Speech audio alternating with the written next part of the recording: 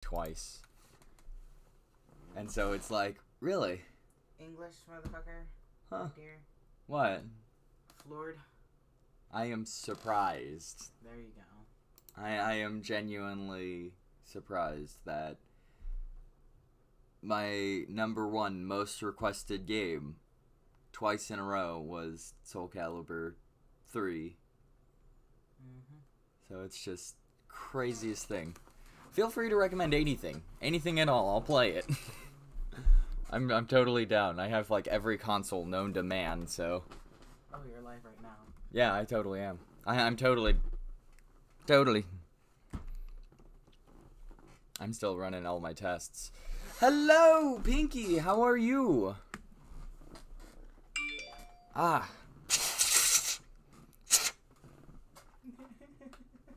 Yes, I do blow into my cartridges. This is an old meme.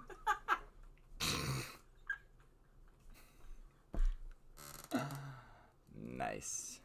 I'm sorry, it made a return. Made it in the I nick could of not. time.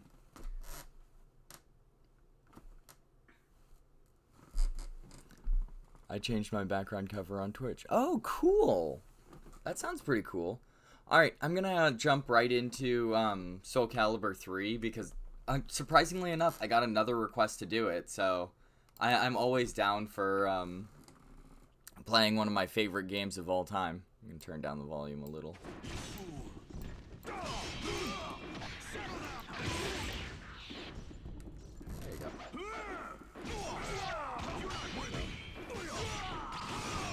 Oh, that's cool. Oh, nice. Pinky made herself in Soul Calibur. That's the Soul Calibur 5 character creator, right? I thought this was just for fun. That's cool. Soul I always Calibur love talking about 3. 6. Thank you. Welcome to the new I'm always a little bit off because history. 5 and 6 are both very intuitive and very carefully designed, and they both pass the Waluigi test, funnily enough. So I kind of mix the two of them up from time to time, but I do like 6 a lot better than 5. Because I think 6 they tried going back to basics and like opening up more into the game. I think that was a really nice touch. I'm gonna start with the Chronicles, and then yes, V is 5, VI is 6. I do plan on going back and playing more of the Chronicles of the Sword because I'm gonna be playing Soul Calibur 3. I'm gonna be doing Chronicles of the Sword. And then after a while, I'm gonna try and, hopefully, I'm gonna try and get to, Night Terror, the big bad evil guy at the end of the game, because I really want to try and beat him. Like, eventually get to the end of the game and basically do the hardest mission. Because I think that would be a really fun one to just power through and show off to.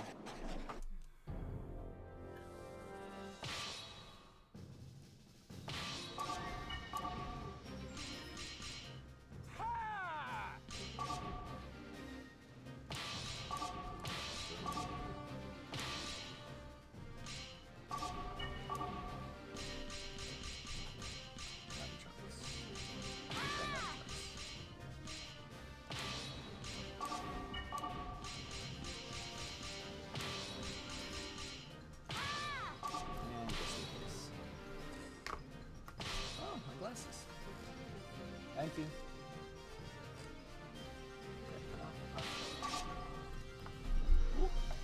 Oh no, they're gonna see my collection of jackets. That'd actually be kind of weird. I don't think anyone wants to see my collection of jackets. He actually does have a collection of jackets. Kind of brutal.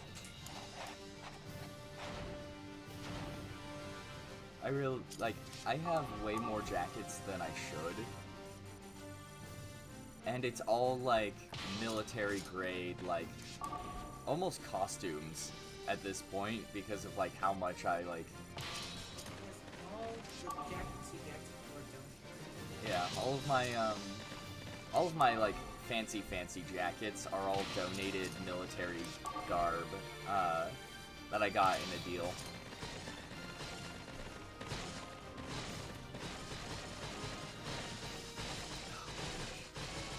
Oh hey, Simpsons is also here. You were here last time. I remember you.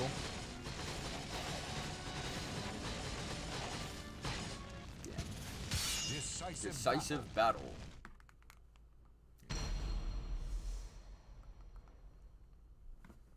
Yeah. But to be honest, I really wanted to talk about Star Wars today while playing through Chronicles of the Sword because I need something nerdy to talk about to keep me going. A hero desires a sword, and a sword desires truth. Is there no other solution to this? So with as I stream, I'm actually going to be ranting about Star Wars because I genuinely adore.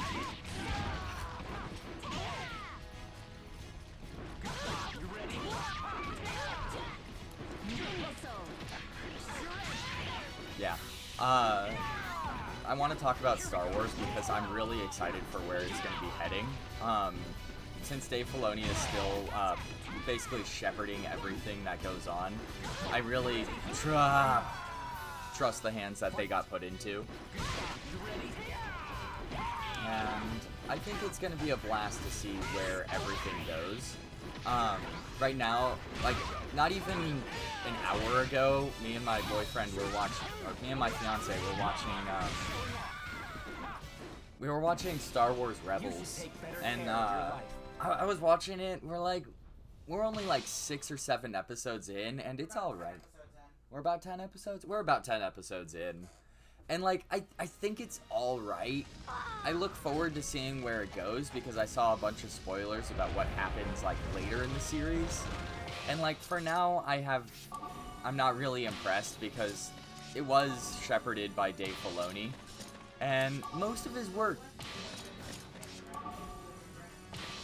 He was a supervisor? Oh, that explains it. It didn't quite feel like Dave Filoni's work, and that explains why. He wasn't a part of it. So, since it wasn't made by Dave Filoni, I kind of always felt like something was off. Well, not like, that's not like the only reason, but it always felt like it was different than the rest of Star Wars. You know, it's just, I don't know how I feel about Rebels because it's like I'm kind of early in, but at the same time, like a lot of the characters are just really weird or annoying at times. Like how the main protagonist is supposed to, like, he has little to no redeeming features. Like a lot of the other Star Wars protagonists had really redeeming qualities. Like Luke had his passion for everyone around him, and Bad Batch has their like rugged self-made family basically. And what's that? Rey has the fact that she's literally perfect in every way and doesn't need to worry about such inconveniencing things like plot details or convenience. She has heart. Yeah. What else is there? Obi-Wan had, what did Obi-Wan have? His sheer wit. His brilliance of a character.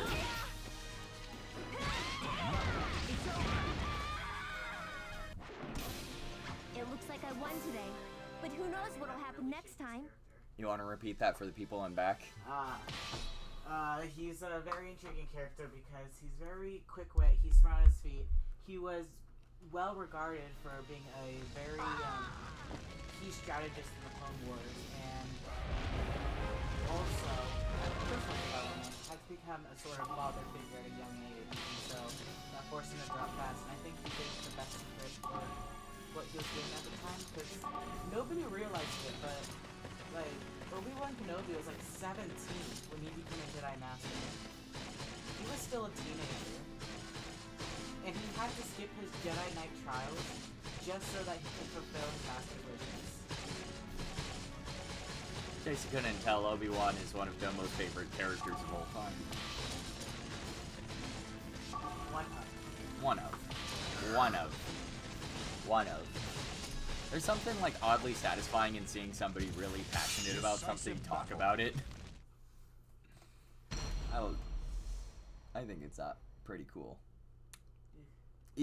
Don't in my general direction. You just gave 5 reasons why like Obi-Wan is like the best character in Star Wars. Don't at me. Watched over by the Almighty Ones, they Let's settle. battle one. Fight. No, it's no, I set it up to make it look like that, just so it. Nope, he fell. I just fell off. Fight. Yeah, apparently one of our paintings fell down the wall a little, and it landed on top of another painting.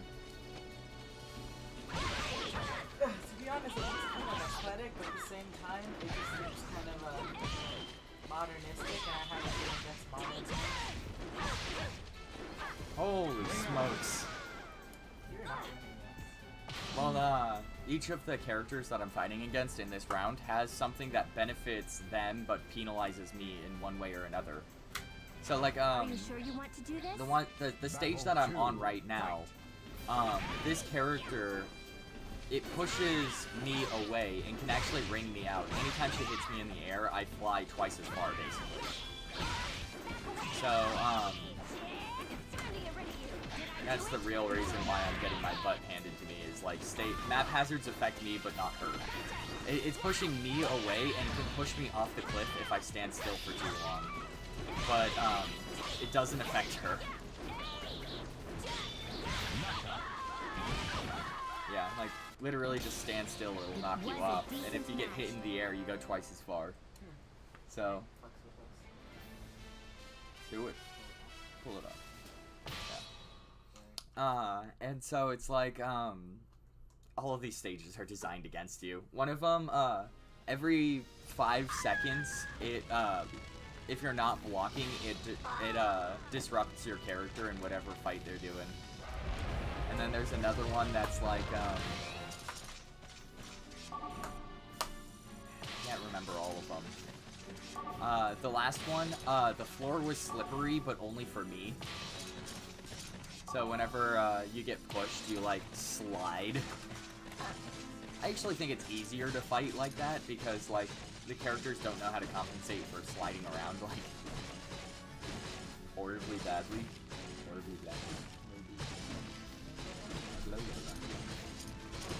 This one has the ability Impregnable. I think that's whenever they block, they can't take damage or something really specific. Decisive battle. Something like that? Whenever I face off against enemies on some of these, like, some of them get, like, ridiculous bonuses, like, there's one that if you block any hit, you get poisoned. Or, like, you take chip damage no matter what. Oh, this one's evil. I have to be blocking, I can't use grab moves, and if I hit her, it doesn't slow her down. Yeah, it basically removes like 90% of the bonuses that certain moves give me. And she also is one of the longest ranged characters in the game. So in case you were wondering, they were going to make something fair. This is also like supposed to be one of the hardest levels.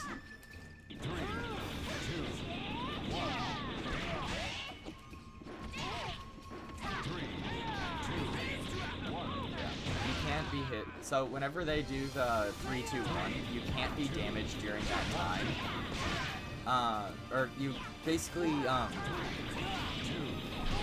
when they're doing the countdown, you have to be blocking and down when they say 1, or else you get stunned for 2 seconds, which 2 seconds in a game like this, like most rounds only last 60 seconds at most.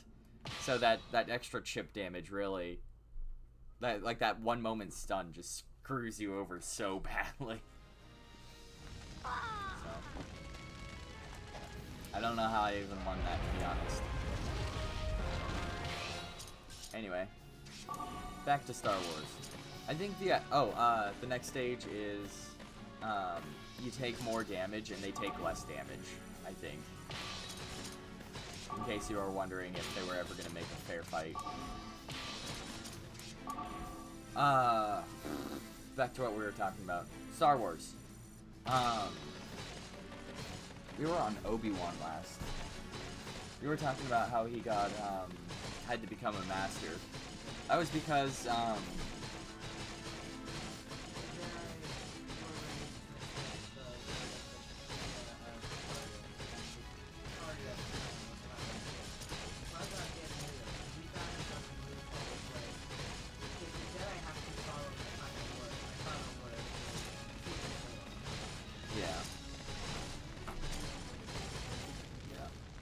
one thing that always surprised me about Qui-Gon is Darth Maul, and how incredibly insane every single scene that the two of them are in frame is. Because if you go back and watch the original, if you watch the prequels, there's some intensely emotional moments. Everything from the Dueling of Fate to when they first meet Maul, they knew what they were getting prepped for. Obi-Wan took 2 looks at him and went, "This guy is evil, we need to get away." And from that point on, it was just a challenge just to keep this,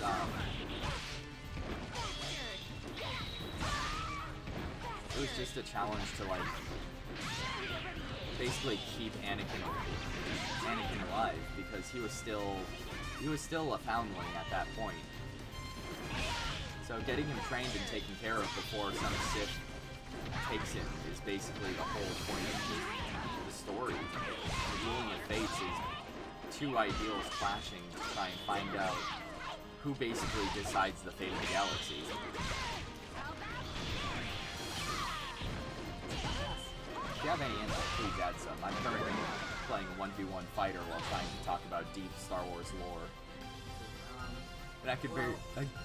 A fun fact is that actually Liam Neeson and the actor from Darth Maul were the only 2 actual previous sword fighters in Phantom Menace and Star Wars. Everybody else that was from Lucasfilm was all standard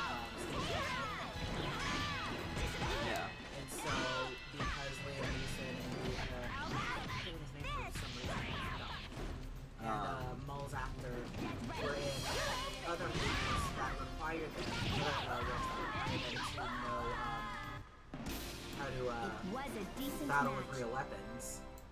They brought that input into the Star Wars world, and that's actually how the 6 forms were born.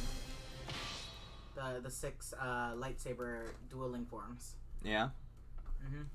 It's what is it? First one is the original, which was based around kendo and stage fighting. Yes. Second form is basically fencing, and that's the one that Count Dooku uses in everything that he appears in. Yeah, that's his go-to form. Dooku was also traditionally trained both as a classical actor, as a fencer, and also went through the Secret Service. Yeah, but he was also a master stage fighter too. He was a master fighter and stage fighter. That's true. I still love the meme that's Christopher Lee and Obi-Wan's actor. What was it? Ian McGregor? Or not, it wasn't Ian McGregor, it was, Wait, the old guy? The first one or the second one? I can't remember. One of them, it was the other classically trained fighter we were talking about earlier. Liam Neeson. It was, God, I'm like, dude, playing a video game and trying to talk, yeah, Qui-Gon, Obi-Wan, Old MacDonald, I'm like, give me a minute to calibrate. Soul calibrate. I I love the meme that's like, these two actors traditionally trained as sword fighters. Meanwhile, Obi-Wan and Anakin are making lightsaber noises. Yeah. When they used to, when Anakin was being trained as a stage fighter, he would make whooshing noises with his lightsaber to try and, like, get more immersed.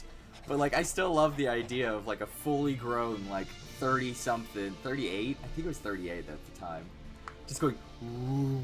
No, he was like in his mid-20s. They were all in their mid-20s. He could totally pass for 30. Ian McGregor is like 50 now. That's so weird to think, because, like, it's like he aged in Star Wars time. Yeah. He looks young still. He aged very well. He aged very well. Hayden Christensen. Hayden I Christensen. remembered an actor while playing a video game. Holy knuckles. Yeah, you remember too. You remember Liam Neeson and Christopher Lee. Yeah. Well, Christopher Lee is like one of my favorite people of all time. That's true. He's If an amazing person. If I forgot Count Dooku, end me now. Like, don't even wait for me. Just take me out back and tell Rin I went to puppy heaven. I still love that meme. It's such a good one. You know I got that from a parody of no. This is not good. Never heard of it. Sorry, no, I'm playing the game and I like sent my troops out in like random directions, like fully confident of like playing the game, and then I went, oh yeah, that's the totally wrong level. And so all of my characters might die because I didn't give them the right directions. Battle 1. Fight. Nothing better to do than kill your character because you sent them in the wrong direction. Yeah.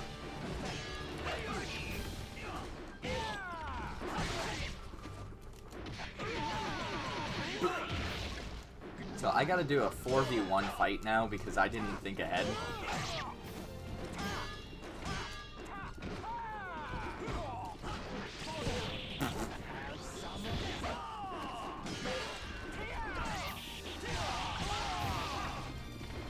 Star Wars at one point. Because last time I thought with more than one brain cell, I was like, oh yeah, Star Wars whooshy noises. Yeah. So I'm totally losing track now. Yeah, Hayden Christensen and Ian McGregor did whooshy noises whenever they would battle. 2. I think it's one of my favorite fun facts about Star Wars. I love this move. It's unblockable. You just need to step to the left. Actually, one of my favorite fun facts is the final season of Star Wars: The Clone Wars, the final season, not the one where spoiler. I don't know.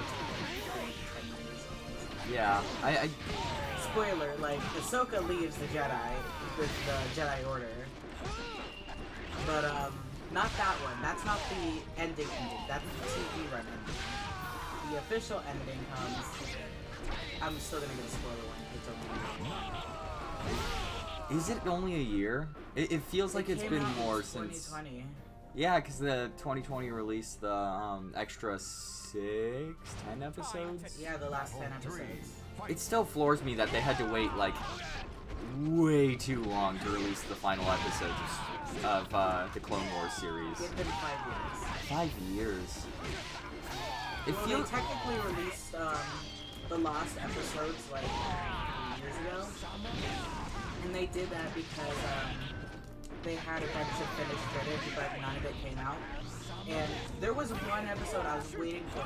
My brother showed me, and it was completely incomplete. Like they had all the voice lines for it, but all the animation was still rough chopped. Yeah. It was still rough animation, and they never released it because they never finished it on time before studio shut down. I was so pissed. But they did do what I thought they would do with Echo. What I heard they would do. They finished that episode on time, and I got so happy. Yeah. No way. Well, I'm just happy they finished the series. It's so rare that you have a series that gets picked up again. Oh yeah. And like I'm not talking about like rebooted or like reimaginings, Yeah, like where they not start from scratch, because they did that with way too many shows now. They shouldn't have done it with Ben 10, because they already had a canonical, awesome thing that they could have done with it, which is done Ben 10,000. Because I would watch that. Dude, it would be like the coolest thing. But I'm also like a total nerd, so... No, I don't disagree with you. But yeah, anyway, spoilers for 2020 Star Wars The Final Season. In the battle between Ahsoka and Darth Maul, actually, the actor comes back.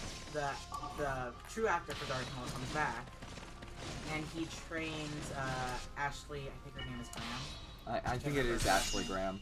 Yeah, Ashley to actually fight in that scene. The whole So cool. The entire thing is... fight was mo-capped, and if you look really closely at it, you could see it. But it was all motion capture, and he taught her how to fight that entire sequence. Yeah. And it was fucking beautiful. Entrust your noble soul. I'm actually really excited Are you to see more motion capture in like TV series that are like targeted towards kids, because like there's some pretty cool fight scenes already in quote-unquote kid shows.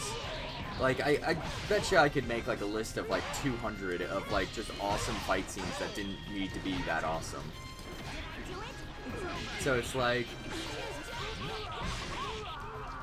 Man, I think, like, motion capture would add so much more depth to something that is already, like, a refined art. Because, like... If all you know is fight. Battle 2. I don't even know where to begin on it. Like, there's so many cool series. Star Wars alone has at least 10 or 12 fight scenes that are like so incredibly epic that they just... Bro! I just got spam hit out of the ring. Yeah. Ripperoni.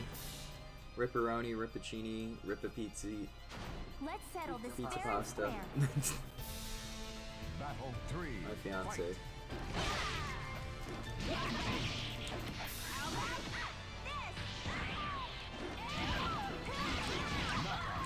Stay down, you spamming robot. Was a decent match.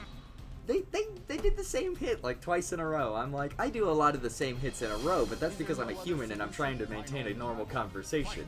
That and the AI can't actually withstand certain algorithms, for lack of a better term. It's like if you just spam this, it can't defend against you. But I'm not cheap like that. I'm not gonna do that.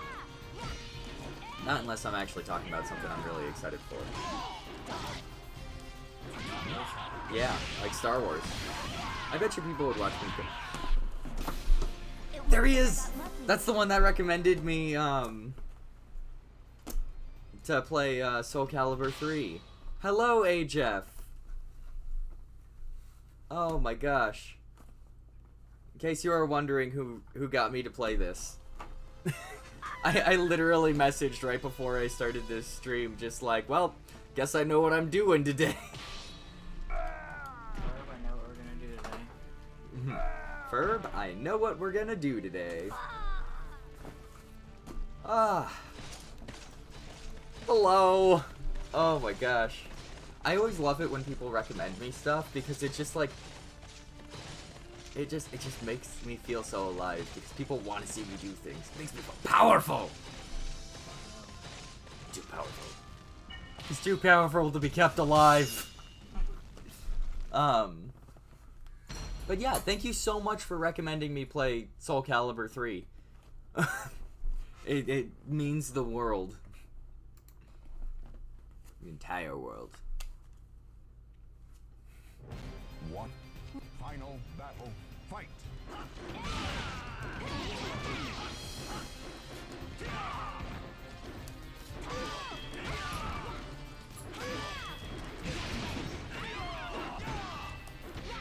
Where were we? Oh yeah, we were talking about Star Wars. I'm gonna say that like 20 times now because that's just gonna be like my catchphrase of the day.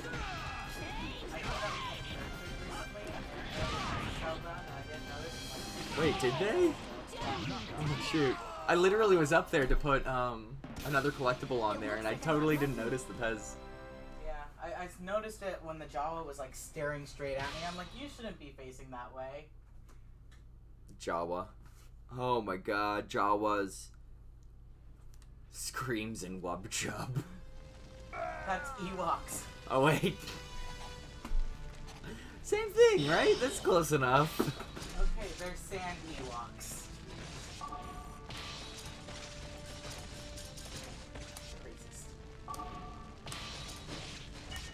You called them you called them Sand Ewoks. sand Ewoks, so it's like, is there really a difference in the end? They're Ewoks are Ewoks.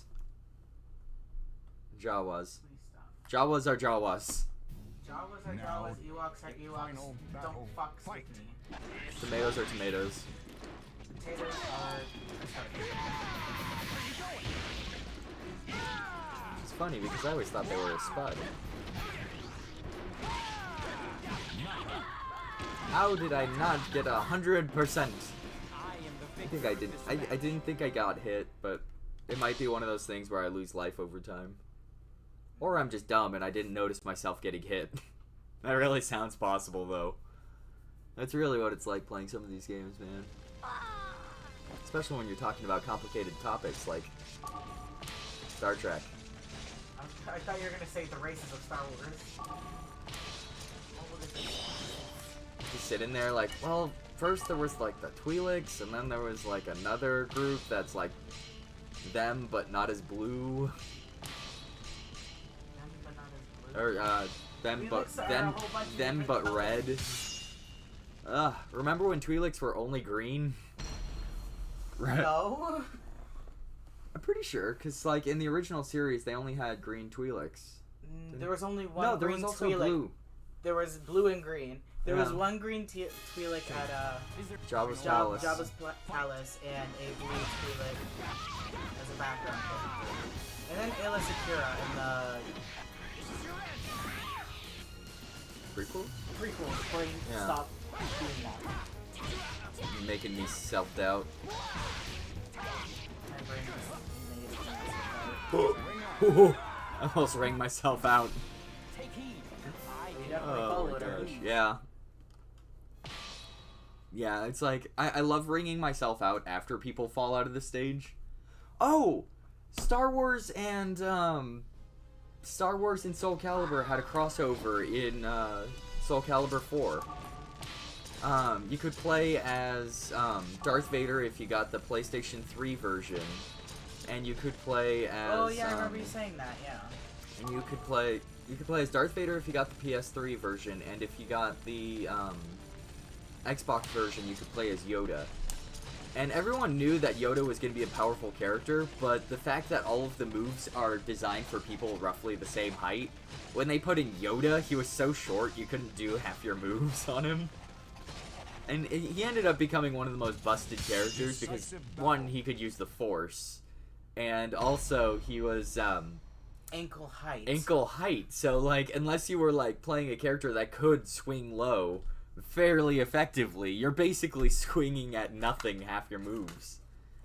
So it's like, Now, final battle. imagine playing a game where you can't use half the hits you do. I remember you talking about that because you have a promotional shirt. Yeah, I actually still have the shirt that came with Soul Calibur 4 for the PS3. I'm trying to hit and do things. Woo.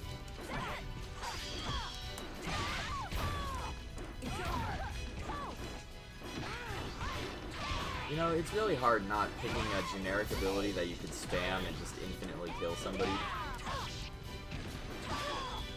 Yeah, because, like, once you know, like, 3 moves that AI can't deal with, it's nearly impossible to not want to just spam them at every opportunity. It's over.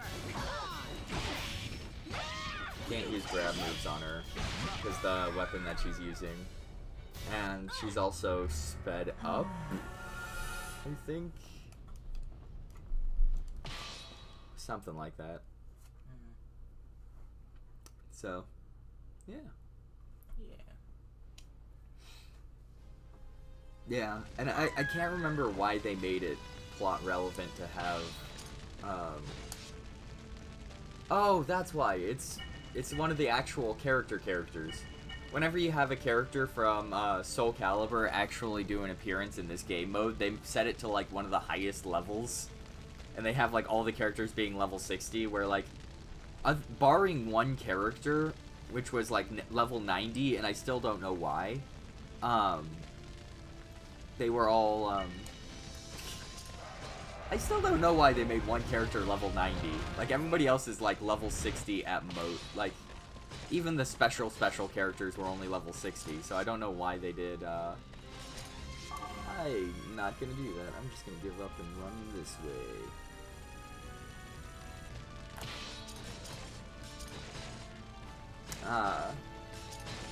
Other than one character that's level 90, all of the special characters, like, from the actual game itself are level 60, and then, like, even, like, the biggest boss in the game is only, like, level 52 or something like that.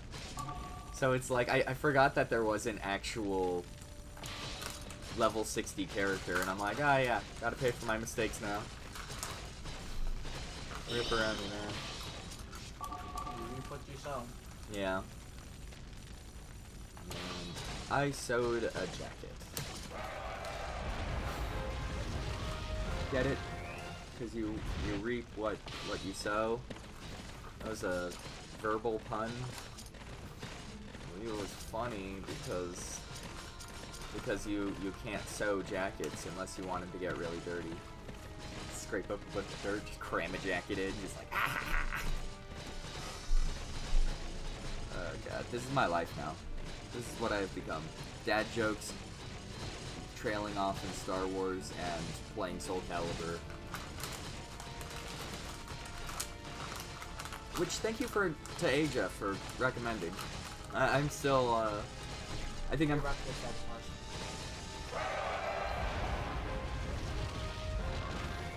His ass is blocking out. Cat butt right in the middle of the screen on that one.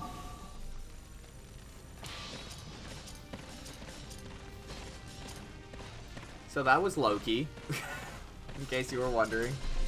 We should do one where we just talk about Marvel. I could do way more input on that. Like, since they retconned a lot of Legends lore, my knowledge of Star Wars has gone from, like, about this to, like, here. I'd say about the same, but, I still watch a whole shit ton of Star Wars channels on YouTube occasionally, and, like, someone to go follow is Star Wars Theory. Hashtag not sponsored, but Star Wars Theory is really good. Like, genuinely brilliant. He really takes the time, and he's a dedicated Star Wars fan. He knows, like, 90% of Legends. He started picking up the new canon as soon as, like, all the comics were released. He read everything thoroughly. He narrates comics. He explains, like, the lore gaps between Legends and the new canon. He explains the interconnections between all of it. Explains what's different between everything. Like, he's a thorough nerd. 10 out of 10 recommend. Like, when you see somebody really talk about something they're genuinely passionate about and know a lot about, it is an educational experience and a half. Mm-hmm. Heavily recommend his work. He's so dedicated to Star Wars that he actually started writing his own fan films. And I really want him to get a hold of Dave Filoni. Like, because I'd love to see where it all goes. Like, I would too. even just from a conversational piece set, like, I'd love to see, like, what they could come up with. Genuinely, yeah. Like, he recently started working on a project. I say recently, it's like maybe 3 years ago. He started working on a project called Vader. Oh yeah. And what he was doing is he was like making like a mini series almost of Darth Vader's life just after Revenge of the Sith. And it was beautifully written, and I adored watching it. And then Disney got a hold of it for a short time and tried to sue him and demonetize him. And reap the rights to the project, and he said no. I exclusively said this was a fan project. Contacted George Lucas, and George Lucas put the ban hammer on Disney obtaining the rights to the series. Yeah, I think that's one of the most frustrating things that Disney has done in a long time. Yeah. Like, it's like, it was a personal project made by a fan, and, like, you shouldn't get people in trouble for that. It's just ridiculous. Battle 1. Fight. But, like, I think Disney still doesn't know what it wants with its IPs, because they're buying up major IPs, but don't have the... and then put it in the hands of people who don't really want to make the full dedication to said IPs. Like, a good example is Star Wars. Marvel is probably one of the main ones that they really put a lot of respect into. And it shows, like, in the quality of the product. But, like, I don't even know where to begin. Like, there's a list of TV shows I can honestly say only failed because they put it in the hands of people who aren't genuinely passionate about it. You should take So better it's care of like- your life. Just give Star Wars to Dave Filoni. That's it. Just give it. It's like, I mean, the sequel movies are a great example. Like, they put it in the hands of somebody who said they were capable, but... oh, no. I had one person ahead of everybody else, and I was gonna run them back so they could heal. Now they're fighting the big guy because he ran ahead early. Nice.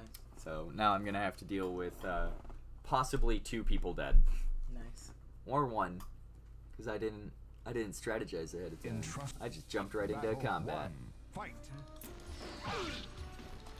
Yeah, but, be careful when talking about these sequels. You got a small dedicated fan base of sequel lovers on the internet.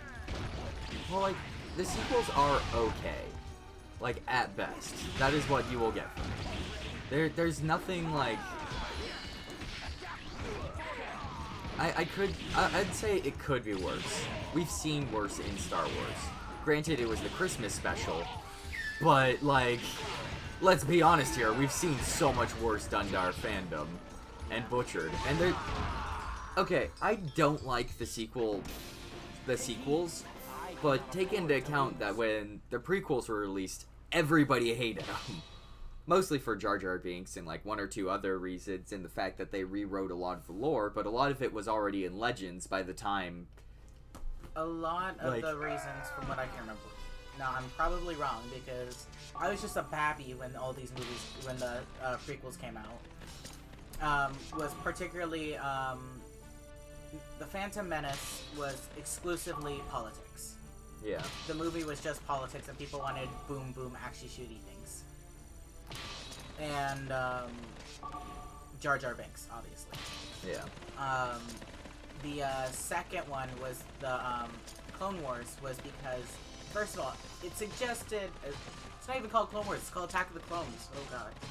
Clone Wars got overshadowed by its It was, 3D series and cartoon series, respectively. well, Attack of the Clones was supposed to shadow the events of the Clone Wars, because I don't even remember if it's in the original release, but in one of the releases of A New Hope, or Star Wars at the time, Leia had a commentary of Obi-Wan fighting with Senator Organa in the Clone Wars. But they never showed the Clone Wars. Yeah. So it was just kind of a, what was just originally a plot device to drive Ben Kenobi to come out of hiding because of prior familial relations, turned into this overarching thing of we were just duped out of an entire storyline.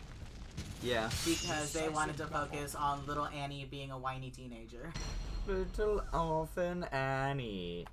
We found a place called Orphan Annie's, and every single time we drive by, all I can think of is the Robot chicken. the robot chicken just go like talking about him, and he's going, "Oh, look at you crying, little Orphan Annie."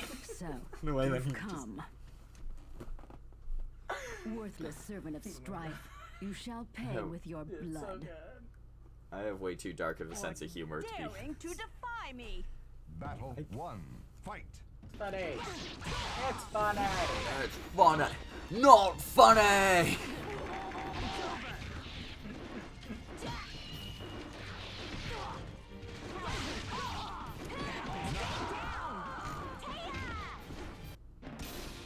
It looks like I'm I currently got my headphones around my neck, so time. whenever somebody dies, I hear it die twice.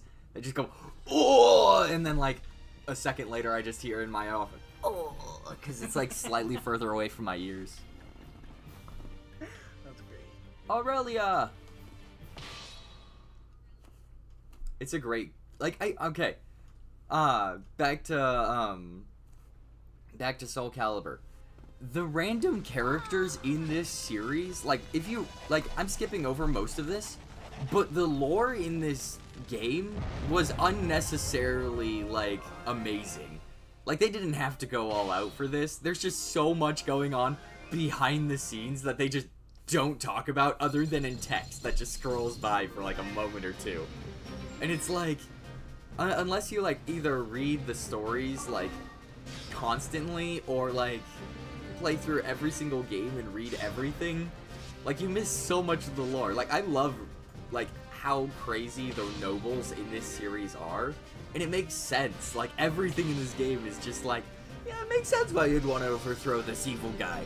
Yeah, it makes sense why you would want to, talk to these people. Yeah, it makes sense why these chronicles exist and the reason that all this stuff is happening. Like, it all works. Oh, I already saved. I said I was gonna do, Tales of Souls after this. Soul Calibur 3. I'm down for playing more Chronicles of the Sword. I just said, like, after I was done with Chronicles of the Sword, I was at least gonna try one attempt at getting to,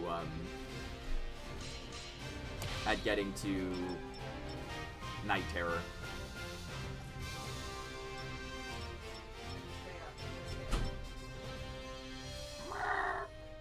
Did you hear him backtalk me? He is back talking like crazy. Oh, angry shit. What a crazy guy. What a Dorcas Badoofadoof. Yeah. But like in this game, one thing that like even as a kid made me slightly confused was like all the different character relations. Per blade. And I talked about it like a lot last stream, but I'm gonna talk about it again because this is just too crazy to like talk about at times. Ring out. I just got run. You lose. The fight was decided. I just got murdered hardcore. 7, 6, 5, 4, 3, 2, 1. My fiance was picking up the cat and trying to give him kisses, and the cat was just. Legend will never die. Can you do arcade mode with a Oh, dude, totally.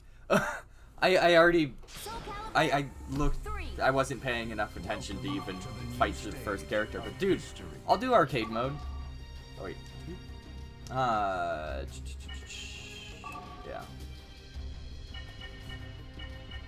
Which one was it in? I feel so old coming back to. No, that's Tales of the Souls. It was in the extras mode. What was it? Soul Arena. Which one was arcade?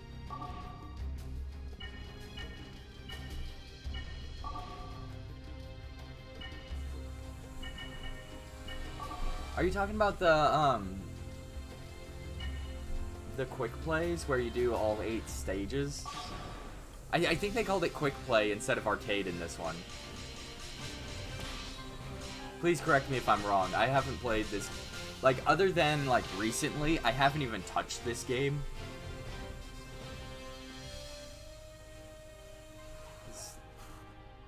I'm pretty sure it was this game mode. If I picked the wrong game mode, like, I'll go back with 3 rounds. Setsuka. There's an arcade game with 3 rounds? She roams the lands, her blade of hatred concealed in purest silk. Battle 1. Arcade mode. Fight. Okay, so this, I think this one is the right one then.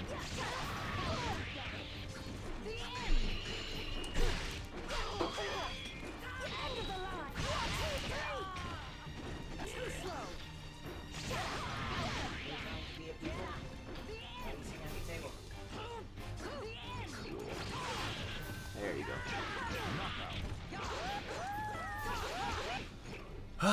Okay, I'm happy I got the right game mode. Out of my sight.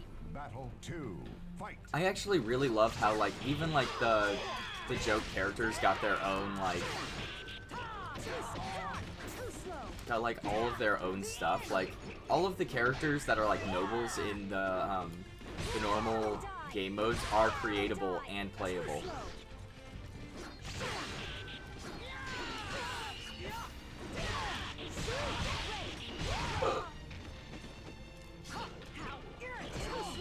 It's always harder to fight with the custom characters because they, when they were designing the custom characters, at least this is my personal theory because it makes a lot of sense why they would do it this way, is like all of the leftover animations and a handful of animations from other characters they put together to make the custom fighting modes, like all the different fighting styles. And, like, as much as I love all the fighting styles, they are slimmed down versions of the normal fighting styles. Some of them are just flat out awesome, though, and I wish they would have elaborated more, but if you look at the moves lists for, like, all the different characters, they have, like, a fraction of the moves that other classes have, or, like, that the characters have, and, like, that just dulled down the character creation. But the character creation in this game is, like, gorgeous and brilliant. Like, with what they had and the limitations that they were given, they did a great job. And, like, I'm just, like, taking a moment to appreciate how, like, incredibly in-depth they managed to get it on the PlayStation 2, mind you. Because they couldn't get, like, anything super crazy until, like, PS3, PS4. And I think, like, once they really started buckling down and working on their character creator, they created one of the best character creators in general. Because, like, Soul Calibur 5 and 6 has, like, one of the best character creators, at least in my opinion, because, like, it has so many different options and so many, like, sliders and variables that you can shift around, that if you can't create something in the game mode, it's probably because, like, it's not, like, a humanoid, like, basically. Like, I wish they created a bit more for, I wish they created a bit more for the characters, but, like, yeah, but, like, the character created modes are, like, missing 2 entire segments if you look at the top, and, like, I feel like they had so much that they can do with this. I actually haven't seen all the moves on this. While running, except forward, BKA.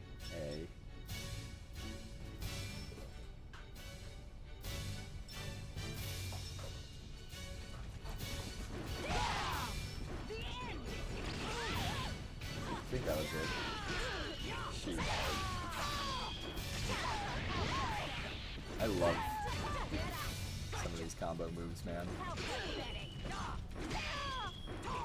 I really think that all the character creators, like, did their best with what they had, and I'd love to see them revisit in current games because of the amount of potential that it had and the amount of creativity that was in this game. I still say, like, I'd still say that this game is one of the best in general for their open, just for, like, their general use stuff.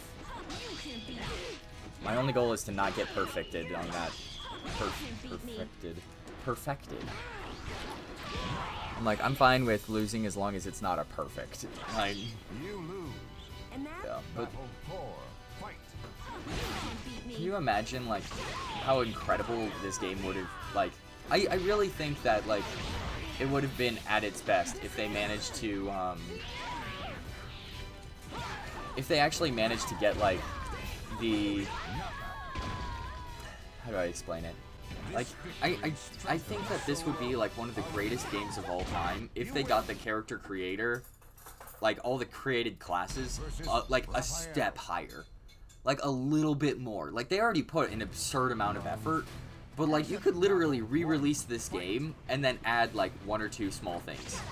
And it would still be, and, like, you don't even need to update the graphics. Just adding more fight moves and, like, a little bit extra, and you would have, like, had it set.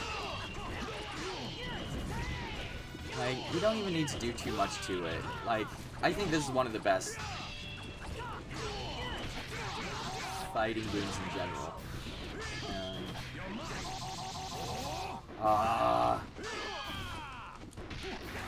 One thing that I do like is it also, in this story, they explain that Raphael turns into a vampire. And I think that's a nice touch that in the 4th game he actually was a vampire. And I like how all of their stories had alternate endings if you pressed a button in time. And I can't remember if other, I actually can't remember if other Soul Caliburs, after 2 and the arcade, I think, I can't remember if they had alternate endings. At least not to the same degree.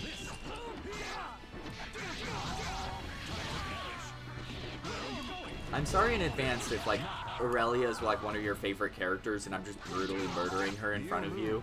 Like, I feel really bad, and I'm not, like... She is a really good character. I don't know if she has any, like, impossible moves that the AI can't handle. If there is, please tell me, because I'm gonna get my butt handed to me, like, all the time.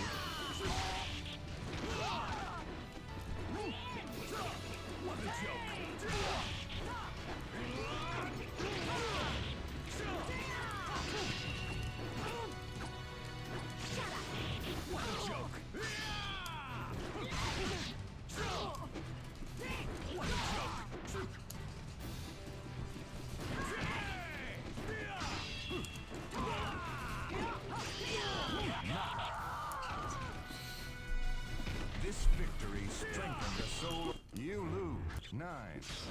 I'm gonna keep going until I beat this entire thing as Aurelia, because you asked me to play as her.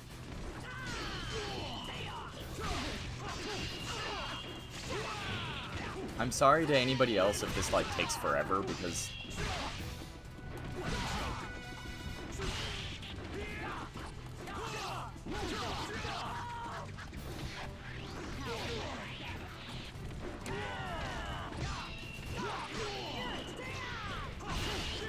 No!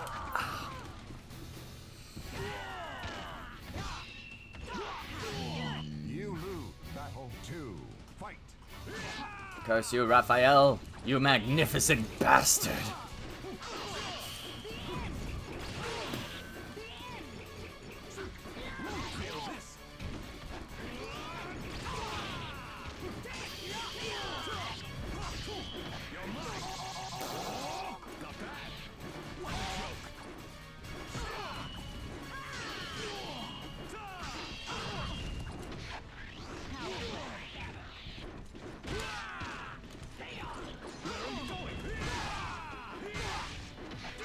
No.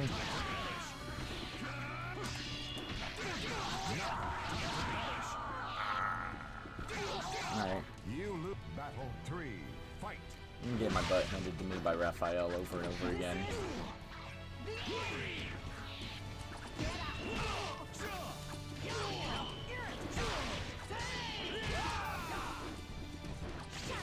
Am I gonna, like, get to, like, the final fight and then realize that, like, it's unbeatable or something? Or is it, like... I still want to know why you recommended me Aurelia. Because, like, I like her... I like her character because her voice actor is, like, really good at playing the indignant noble role. For, like... I'm gonna get wrong out.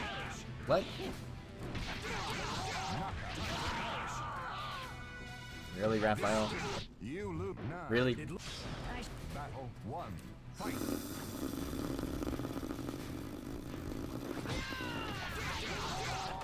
That grab move, man. You know, if you want to talk about jokes, Raphael, you got no room to talk. Dude, Raphael is... Can you not beat that move? I'll take my cheap win. He kept using that grab move. Call it fair, please. I like her weapon thing. It's like Ivy's. Yeah.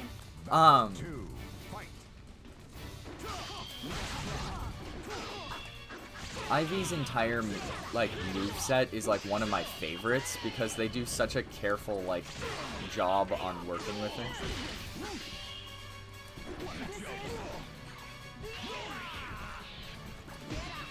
Oh, this with the arcade for, I'm just gonna call it arcade mode from now on because it's just better that way.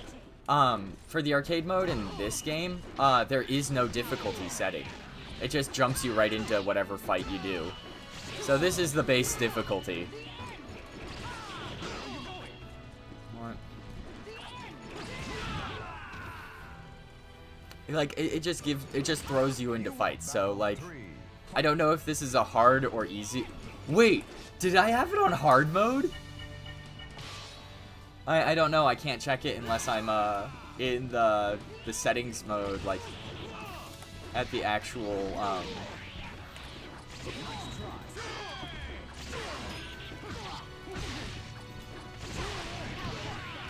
I can't check it unless I'm in the settings at like the main menu.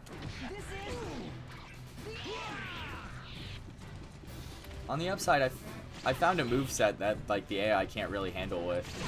A lot of AI in this game aren't designed to deal with people who spam ranged moves. I find it common in most fighting games that like AI don't know how to deal with it. So. Versus Sophitia. A light of hope. Battle 1. Fight.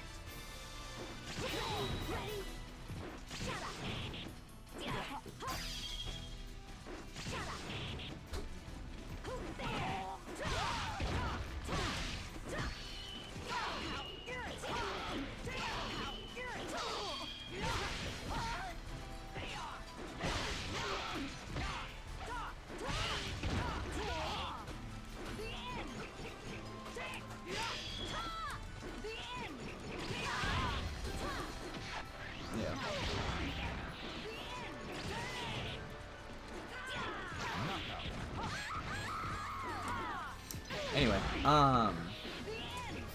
Aurelia's moveset is based off of Ivy's, and one of the reasons why I say, like, we need more moves for this is because, like, with the custom characters, it'll be, like, based on Ivy, where all the grab moves are basically Ivy's grab moves.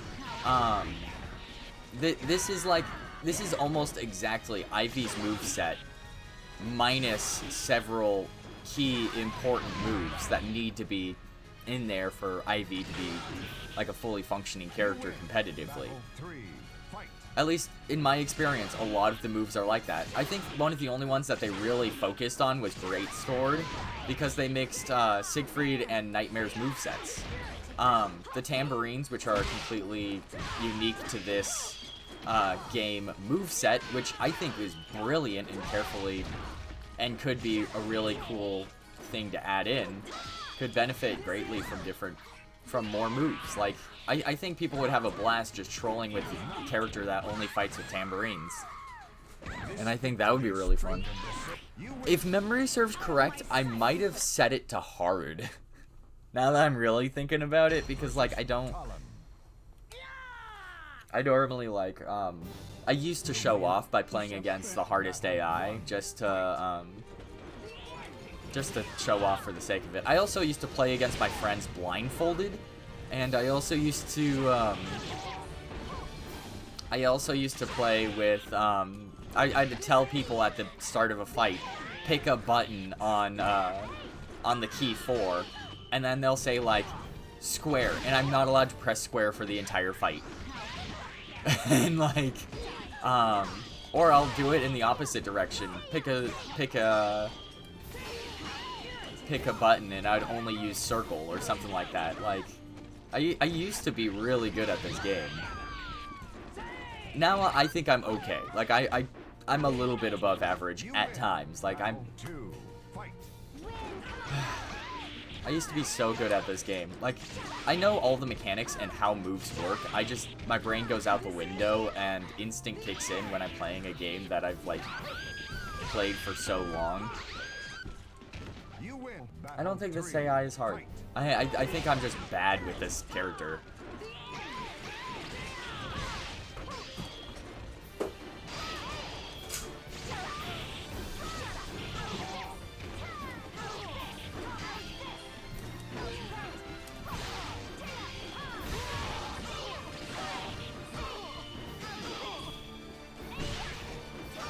trying to get her to backflip off of it.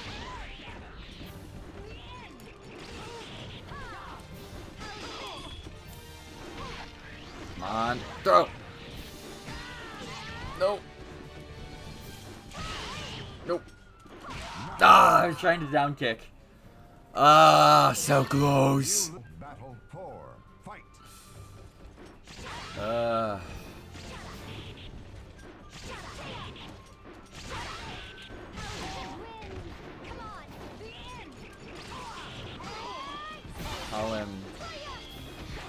Talon is probably my least favorite character to play as, not gonna lie.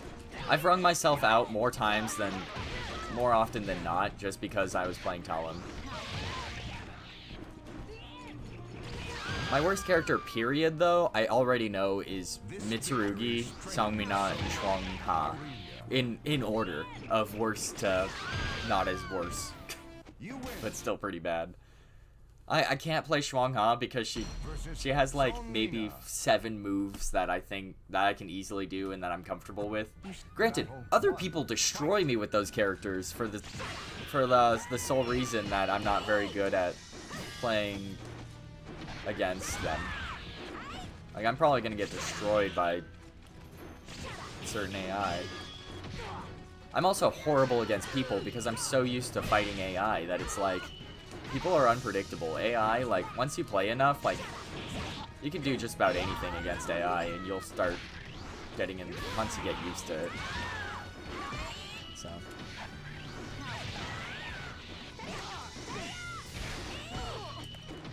Calm down, Sangmina. And yes, I know I'm spamming. It's because there's only, like, 7 moves in this character's roster. Like... I love her moveset, and I just wish there was more. I like all the custom characters.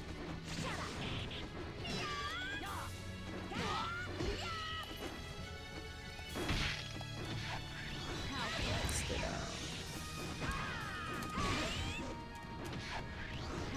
Catapult. Go down.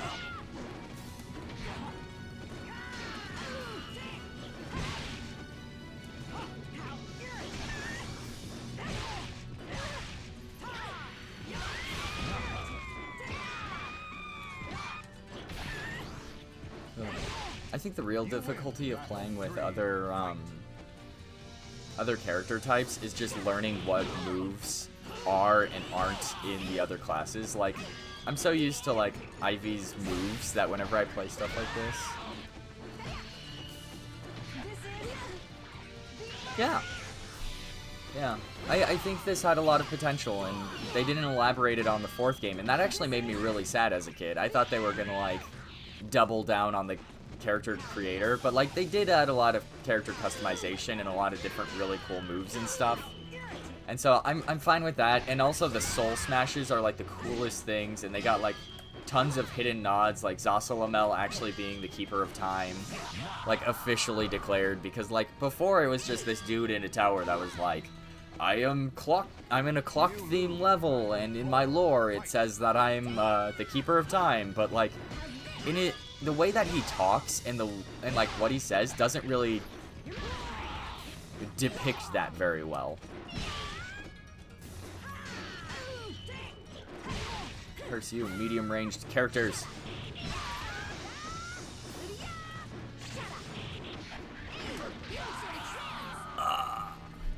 The grueling battle ended with a victory of you look nice. Battle 1. I really wanted Soul Calibur 4 to have the custom weapons that Soul Calibur 3 did. But like, one of the reasons Soul Calibur 3 did so well was like a freak accident. The fact that it had a glitch that would wipe data. One of the worst sins you can do as a game developer is like something that causes problems. So it's like, how do you even recover from that? I'm floored that... I'm surprised that Soul Calibur was able to make it through Soul Calibur 3 because that was such a critical error. It's the same with the Beautiful Joe franchise. They had a glitch that would completely format a memory card in their demo deck. I think it was like their 2000 something demo disc. I think it was like the 2005 with Beautiful Joe, and it's one of the biggest failures in gaming. That's why Beautiful Joe only appears as cameos from time to time, or in the Wonderful 101, I think, had Beautiful Joe. It's based in the same world. Jeez, man.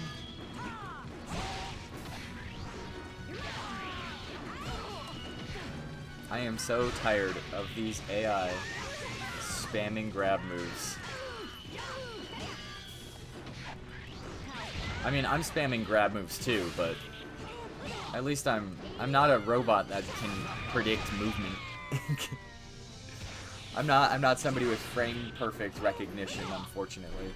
I wish I was though. That'd be pretty cool. You win. Maybe I should just like hook up a robot to my skull. Battle 4. Fight.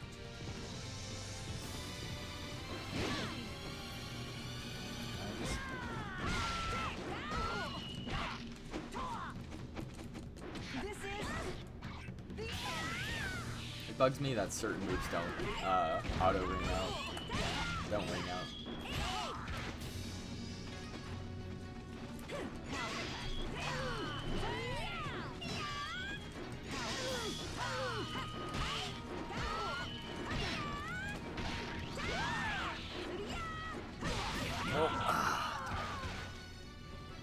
I knew the moment I got hit that I wouldn't be able to block it. You lose. Final battle. Fight. Roll away.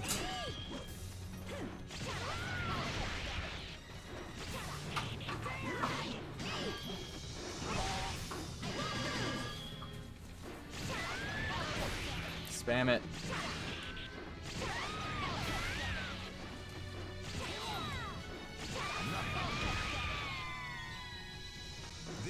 I'm sorry. You're watching me do the shame, the moves of shame, the ones where you loop them infinitely. Okay, can we take a moment to talk about Ivy? Like, it still makes me genuinely confused on how Ivy is Cervantes' daughter. Like, can we just take a moment and think about that? Pirate, captain of the seven seas, Cervantes, crazy captain that flies through the air, also a deadbeat dad. Like, canonically, he is the biological father of Ivy.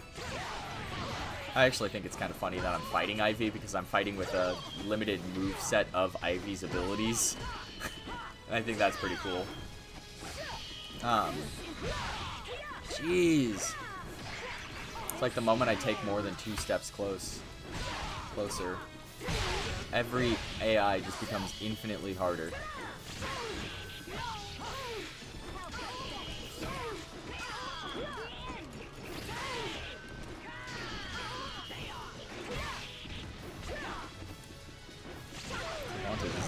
Yeah. Yeah. The dude with the face of an oven mitt is the one that gave birth to the father of one of the most gorgeous characters placed into video games. It still haunts my memory. I'm also spamming this because dealing with Ivy in general is just god-awful at range. Dealing with any of these AI, man, it's so hard to fight with a limited moveset.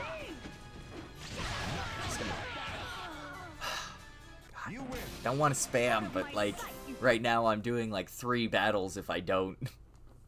Versus Abyss. Abyss! Ah! I miss when there used to be like these show-off cards, and then like you'll press a button and they'll say a different thing. There used to be a lot of really cool stuff.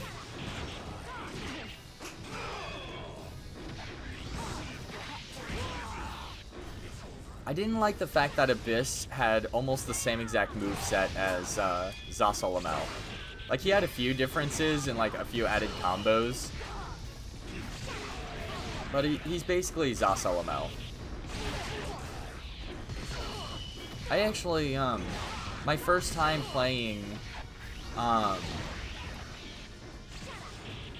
Soul Calibur 6, I think, was with somebody who played Zasalamel competitively.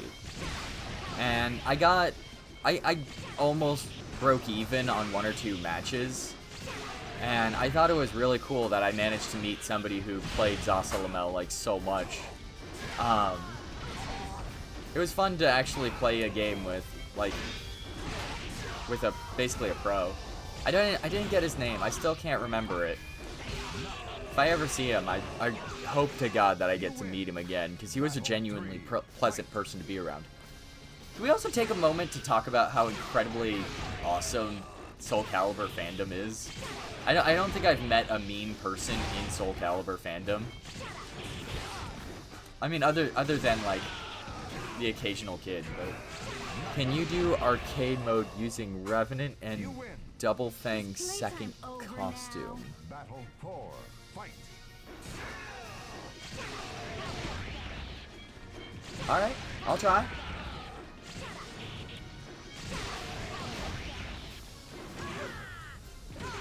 I'm sorry you had to see me spam my way through this. I am genuinely ashamed, but I'm also really excited to do this challenge now. Ooh.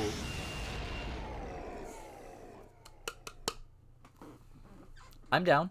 I'm totally down. Legend will never die. It always bugged me how you got like no gold for the arcade mode. Like everything else gave you so much. You do 8 battles, 2,000. Compare that to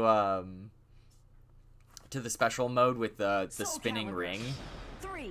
If you want to know how to get the fastest amount of money in Soul Calibur, you go to Soul Arena, you click mission, and then you do you set it to mission, and then you do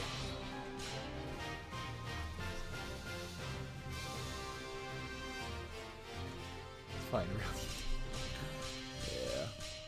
You're right.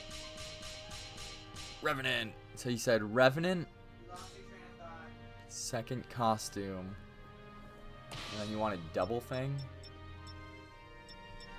Double thing. Alright. What was my train of thought? Money. Oh yeah, getting gold in Soul Calibur 3 is so hard. And I actually found out that the fastest way to beat it is to pick Astaroth with I think it's the big mallet, and then holding forward in circle and forward in triangle. And you basically ring people out that way. And right now, my current record in all of Soul Calibur for a ring out is a 3-second ring out time. In Soul Calibur 3. Is using that moveset and spamming it to get 40,000 gold.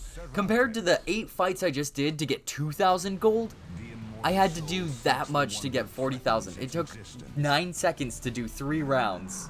Battle 1, fight. Oh yeah, Cervantes.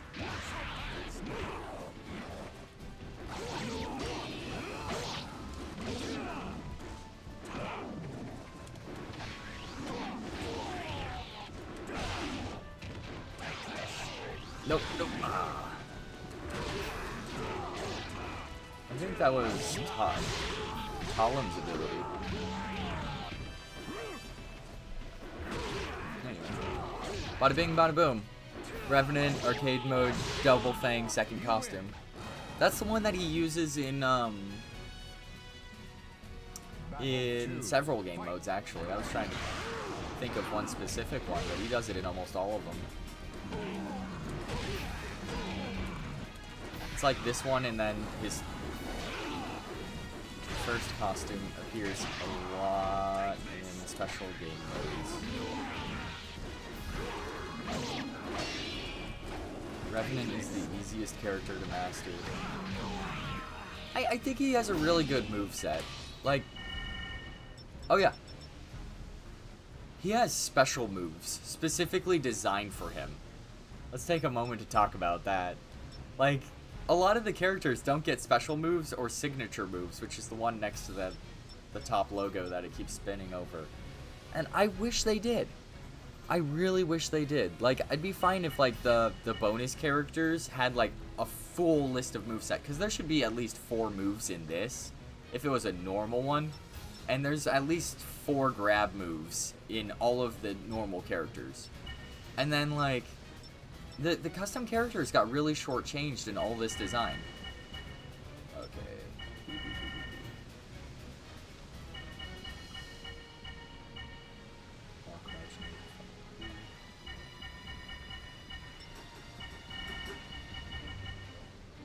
Jump kick.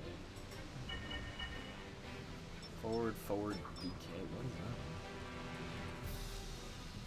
that? Oh, that one. I love that move. You win. Battle 3. Fight. Revenant is such a cool character. Such a cool character that he gets a character customization. Like, you can create skeletons in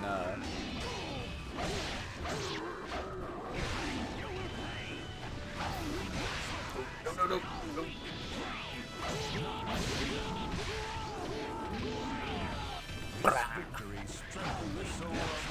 Oh, hey! Gordon just appeared in chat.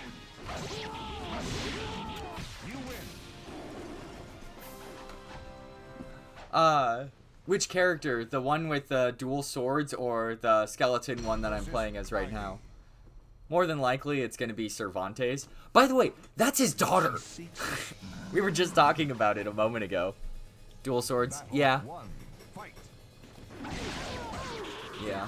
But in the lore, Cervantes is the father of Ivy, who's the character I'm fighting right now.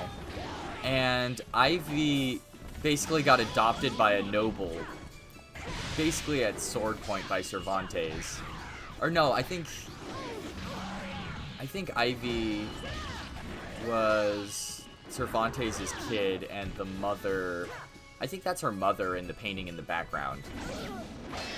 It's either that or that's Ivy, and I'm just totally butchering my lore. Please correct me if you know the lore. I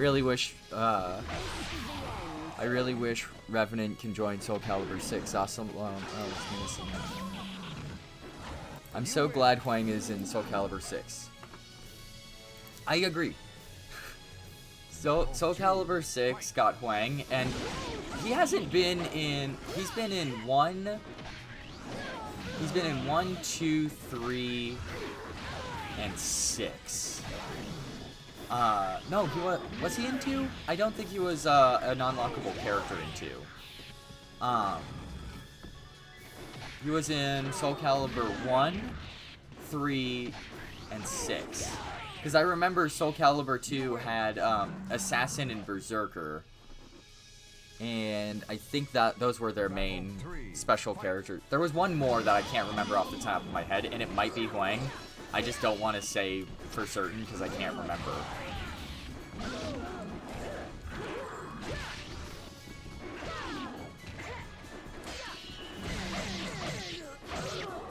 Man, Revenant really is an easy one. Like, this really is an easy character to play as. He's got a lot of, like, maneuverability on him. Strengthen the soul of Revenant. You win. Versus Cassandra. Battle 1. Fight.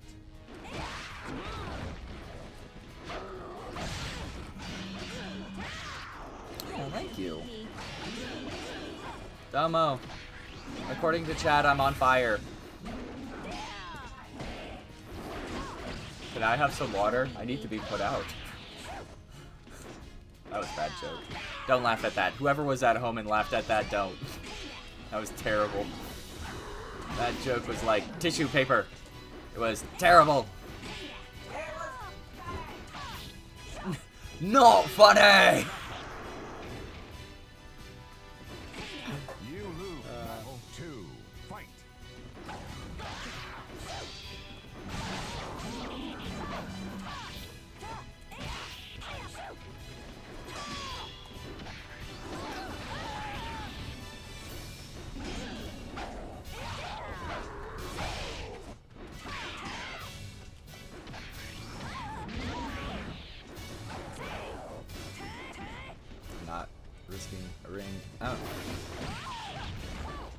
I love these moves. The ones where you're just flying through the air. I think it's awesome.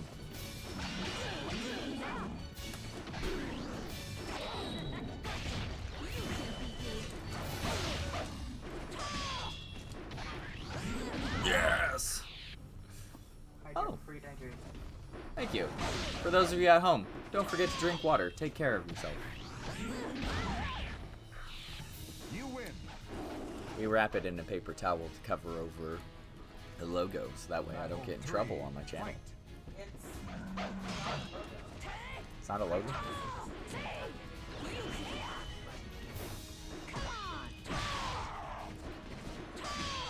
Sugar water?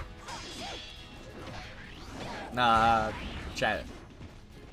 I said I drink a lot of sugar water. Sounds sweet. Ah. Did you hear that? Domo said why, because you're so sweet.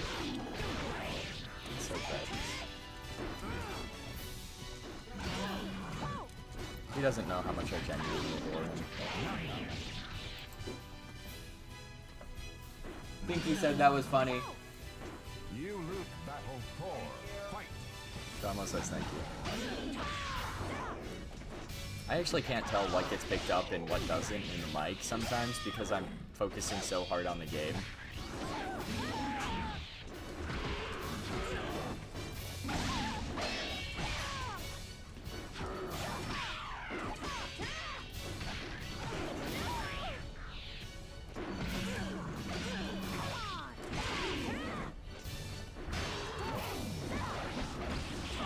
Shoot.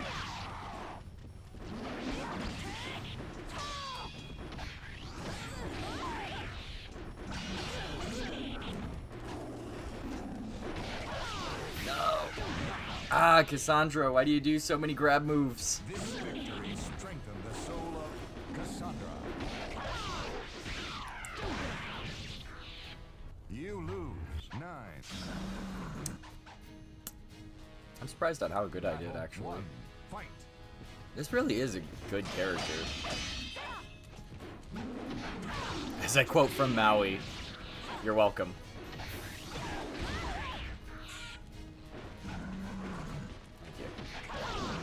What can I say except it's copyright?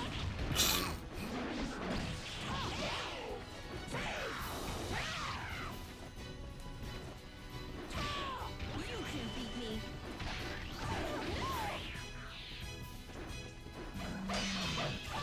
Payback.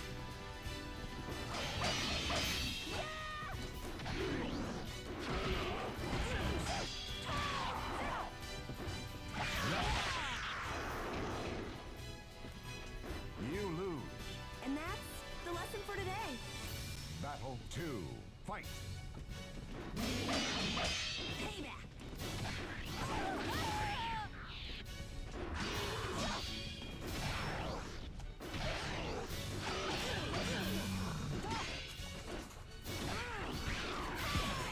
Oh, Pinky, you know how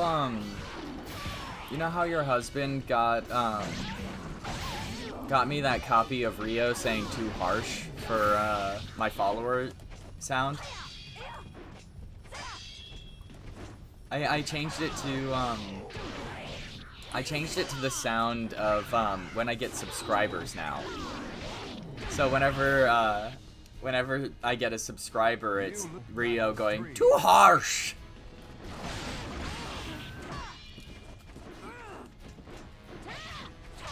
And I also I added in a new sound for followers, which is whenever somebody follows me, it's got a quote from a song called, I can't say it because it's against Twitch's rules, but there's a lyric called S to the I to the M to the P, and it stands for squirrels in my pants. I made ourselves in Soul Calibur. Dude, Soul Calibur is such a great thing to make yourself in. Like, character creation in Soul Calibur is like one of the best things you can do. Me. It also passes the Waluigi test.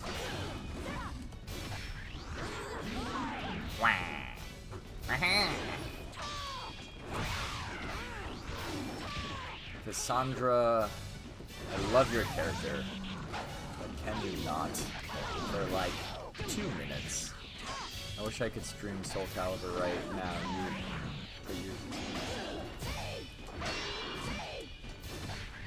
You want to stream Soul Calibur?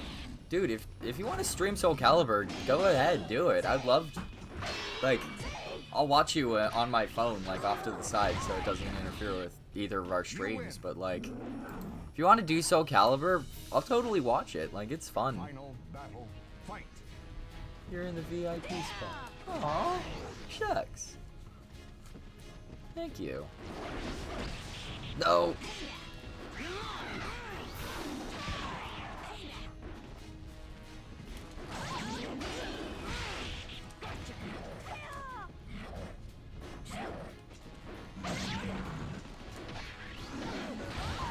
When in doubt, cartwheel.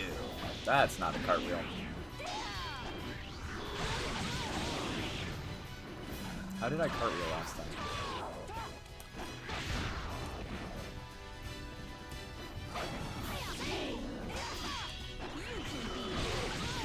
I did not expect to get that move off. Holy smokes. I'm in a VIP spot? Aww. Good. You win. Yeah, but my new follower sound is from the song from Phineas and Ferb, where it goes S to the I to the M to the P. But there's a scene where Candace is just yelling squirrels. She just goes squirrels, squirrels, and they're singing it in the background, and that's my new follower noise. Battle 1, fight.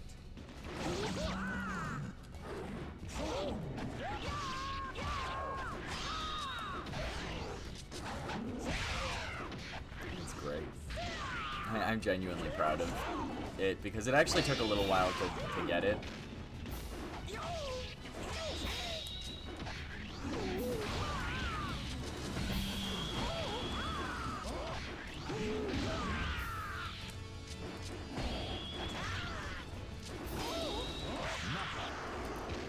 Ooh. You battle 2, fight.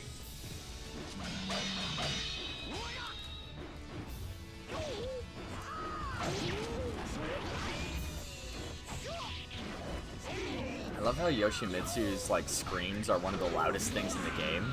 So I actually hear him going, ha! And then in my headphones I hear him going, ha! I'm hearing like a tiny echo of a yelling samurai.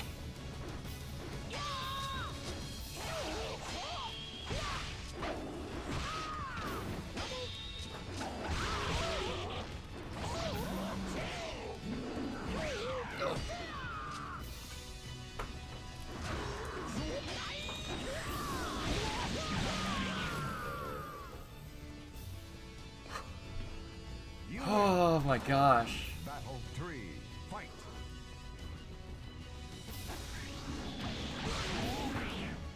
I'm actually really happy with how this game is turning out. I'm getting like... I'm actually really happy I'm getting requests for different games. Because it's like one of my favorite things is like...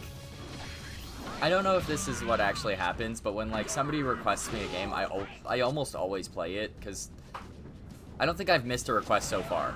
But I have a feeling there's going to be a request that I'm not going to be able to fulfill immediately. And like I want to fulfill every request I get. I really no. Trying to be wholesome. You lose. You should add a beaten list. I do have a list of games that I have beaten, and I do have a list of games that have been requested, and I'm already cataloging everyone who's requested a game of me, and like said like, hey, you should try this game, and I have their names next to which games they request. So I do have a list of everything, and I am releasing that list to everyone, and I'm going to be adding it to my generalized description soon. I still want to compile everything in the list and get it exactly where I want it, because I think it would be nice. And what am but I think I was doing Ani. I love that. Okay, I have like 2 games from that franchise. Barely got to play them. Love them to death. Like I think I have like 2 of the games. I think I really like one of the games like so much. I know I had Warlords and I thought that one was alright, but like not like blow your mind type. And then I looked up on the internet and they said that that wasn't like one of the best or something like that. I can't remember. I had 2 games and I might be mixing them up. Please don't say like if it turns out to be the best one. Please don't take it. Like I haven't played the game since I got it 3 years ago, but I really liked Onimusha as a series. I think it's really cool.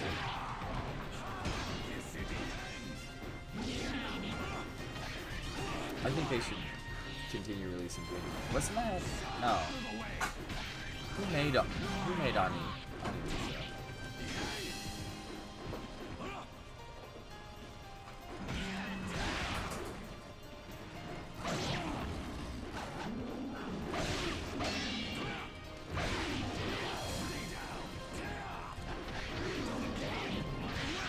Oh god.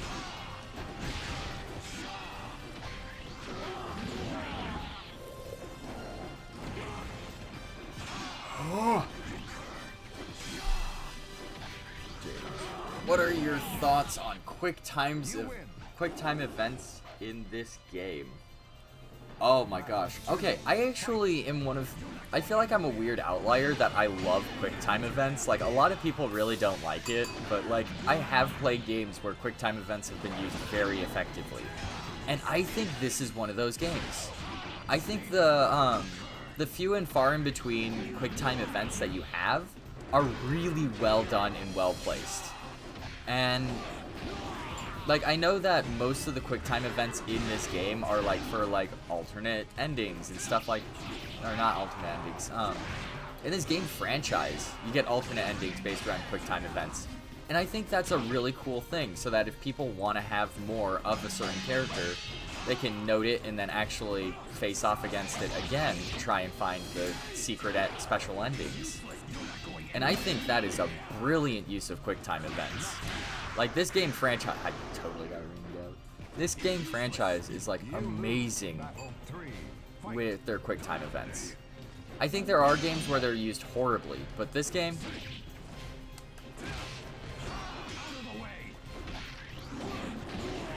okay, yeah, I don't blame them. I think, like, out of anywhere, it works well in this game, but also, I wish you could just skip the cutscenes, because, like, it's something about Zasalamel and seeing him, like, 30 times in, like, if you sit down and power through all of the Tales of Souls, you will see Zasalamel, like, dozens and dozens of times, and I think that gets old.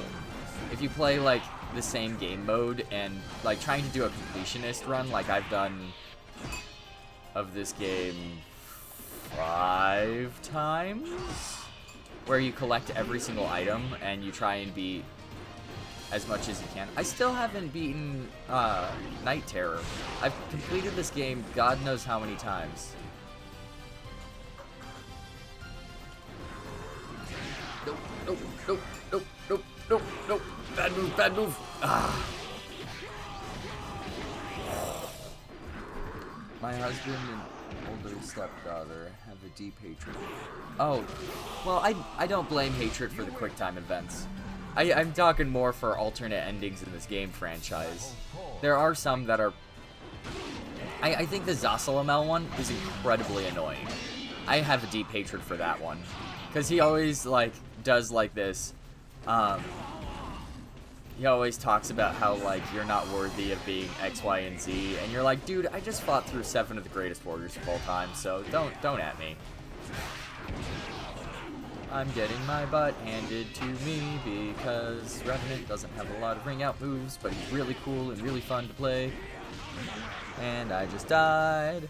I just went down for the count. 1, 2, and 3. Ah! I should write musicals, man. I've worked in so many musicals, I should just start writing. Anyway.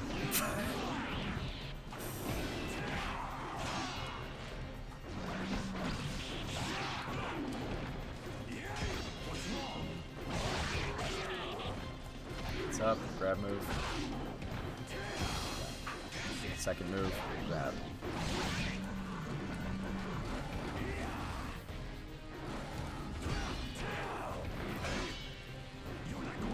Single move. That's the secondary.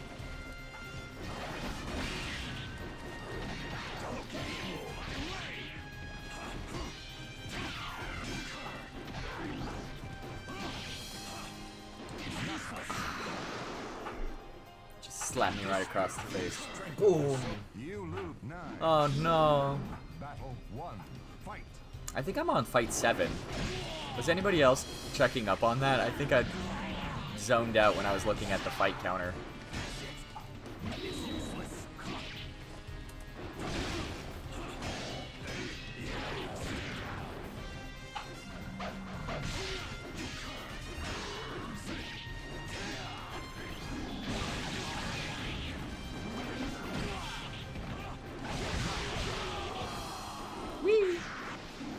I like bringing myself out after people die because that's just such a fun thing to do.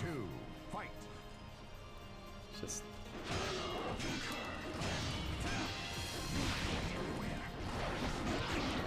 Jeez.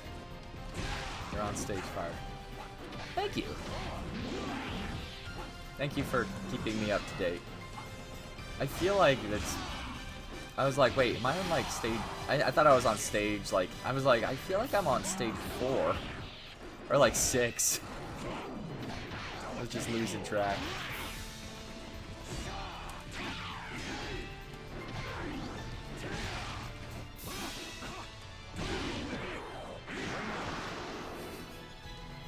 You loop battle 3. Fight.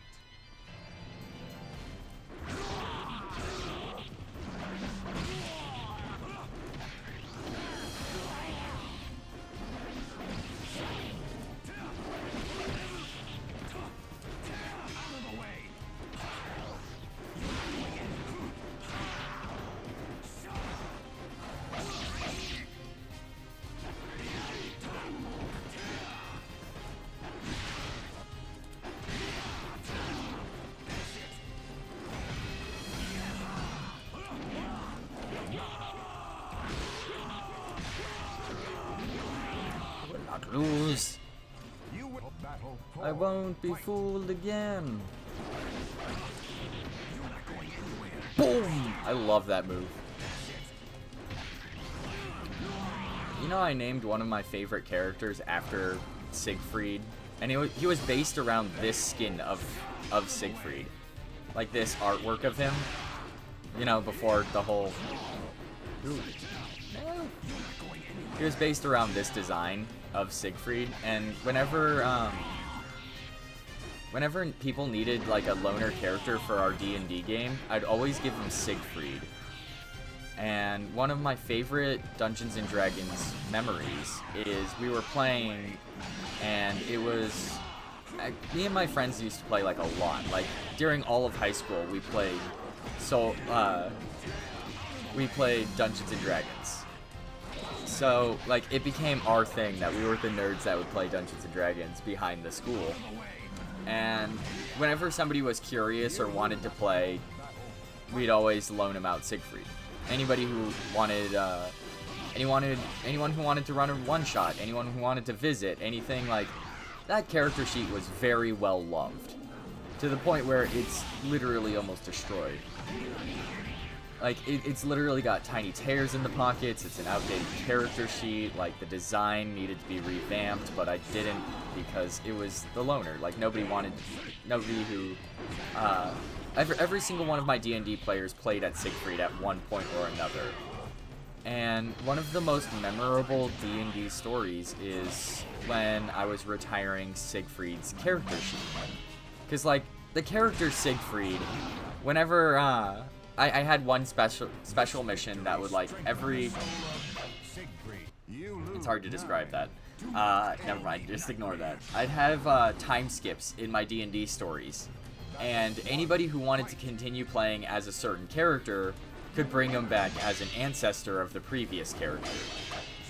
We were on Siegfried the Fourth, off of the same character sheet, same character design, same generalized idea of holy paladin, giant sword, big guy, cut big, have fun. And the most memorable story is we were playing the campaign where I retired Siegfried as a D&D character. And I still haven't, I'm never gonna play him again, because he ran his course. He did what he was supposed to. He was a brilliant character who everyone played kind of the same general hack and slash, but lots of memories involved in this generalized concept. And when I told them at the end of the story that this was the death of Siegfried, they didn't believe me at first because there was 3 other Siegfrieds before him. But when I told him this is me retiring the character sheet and we're not gonna have another Siegfried after this, I have never seen before or since the same emotional reaction. Because we were using this character sheet for 4 years.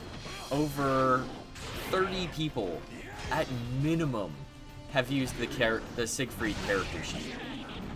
And when I told him I was retiring it, like, some of them started crying because this was basically a friend that we, like, built for, like, for so long. And it was like experiencing a sense of loss so grand that some of my friends started going through the stages of grief after hearing that they weren't coming back. It was like one of the most emotionally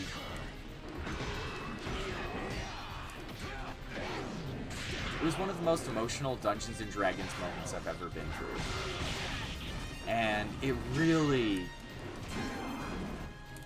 was an interesting story. I'll tell it when I'm not playing a video game so I can actually do it justice. But, like, that is something that really put the story together.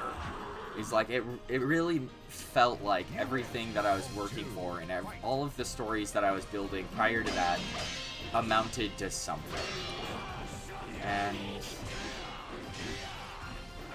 after 4 years of permanently being the DM and always being the, like, kind of the go-to storytelling guy, it really just, like, it changed the world. It was just wonderful. Like, we played that character sheet from, like, since I was, like, a small kid. Since all of us were still kids. All of us are now in college. It's oddly surreal to, like, think of it that way. Siegfried? No! Anyway, I'm gonna focus back on this so I don't, like, start getting emotional over it on stream, because I will cry talking about Siegfried as a character. Anyway. You got a challenge for me after this one? Like, after the Revenant fights? Or have I proven or would I, like, by then, would I have proven myself as a, buffoon because I'm still fighting the same fight for, like, 20-30 minutes now? It feels like I've been doing this for, like, forever.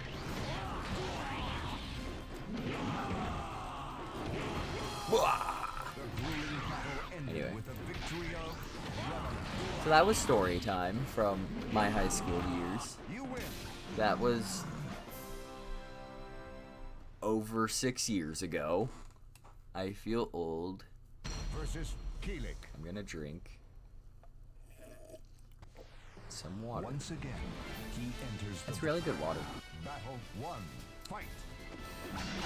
You know, there's actually a video online of somebody doing a 3-hour review of water.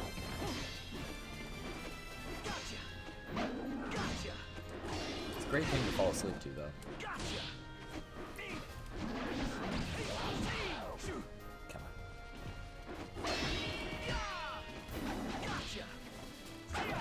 getting in the rhythm, and that's bad. 'Cause my rhythm's off.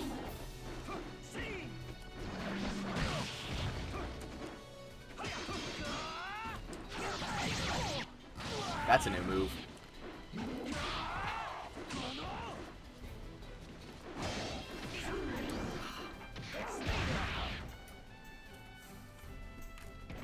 Yeah, battle 2. I'm gonna check the move list again real quick.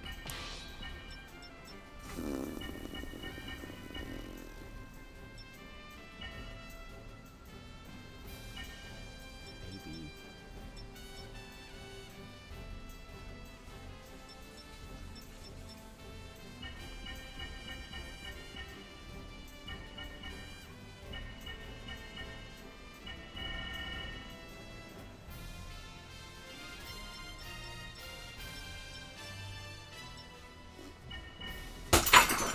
You okay?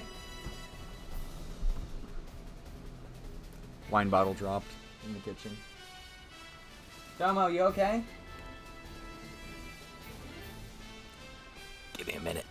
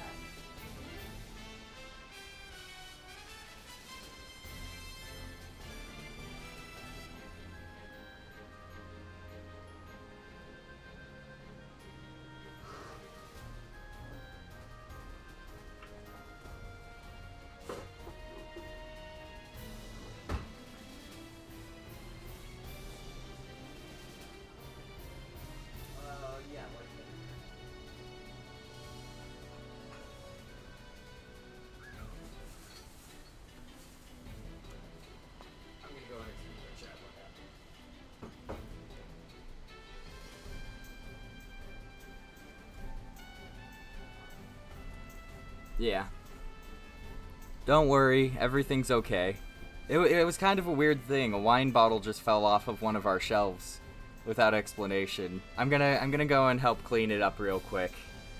I'm sorry. I don't want to dip for... It's only gonna be for like a minute or two. Because we gotta clean out the carpet before it becomes a problem. Ooh. That is a great way to give yourself a heart attack.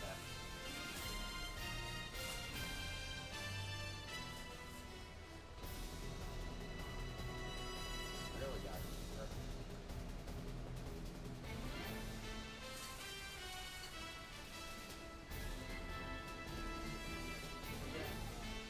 It's the whole roll.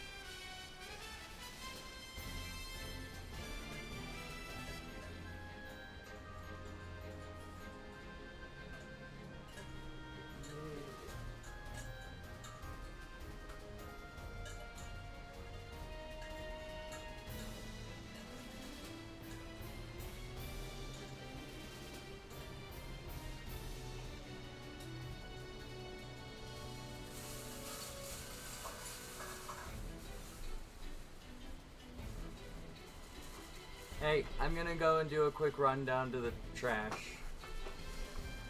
I'll be back in a moment. Hey, low-key, I got up for like 2 minutes. Yeah. I'll be back in a moment. I gotta take this trash out real quick.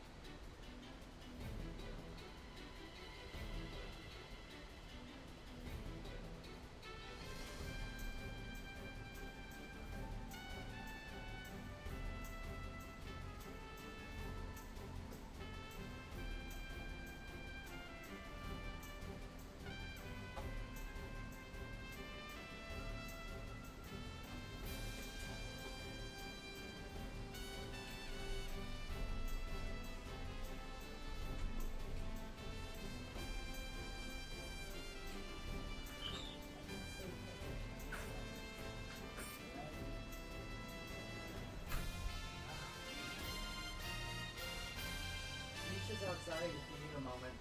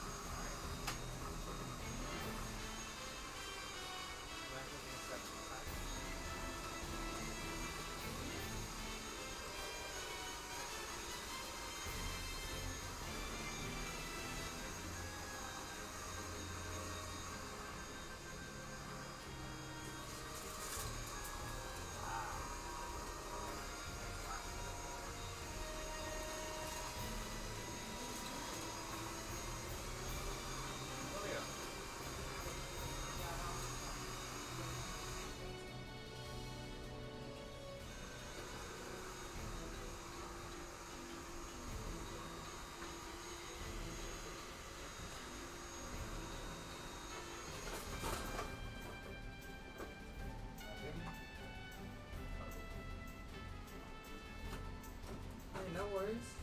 We're all good. Everything is fine. We're all taken care of, and I'm gonna jump right back in my screen and back on this thing.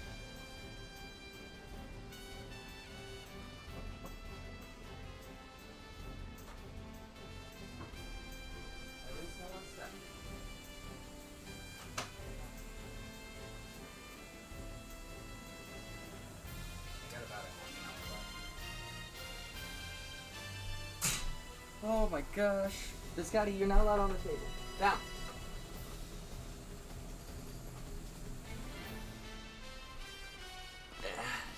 Hey, Trouble. I love you. But you can't be in the stream right now. I have to jump back to my work. Hello. Hi! Long time no see. Jeez. Yeah, long story short, basically what happened is, one of the wine bottles we keep on the, on top of the fridge, just flew off for some reason. And,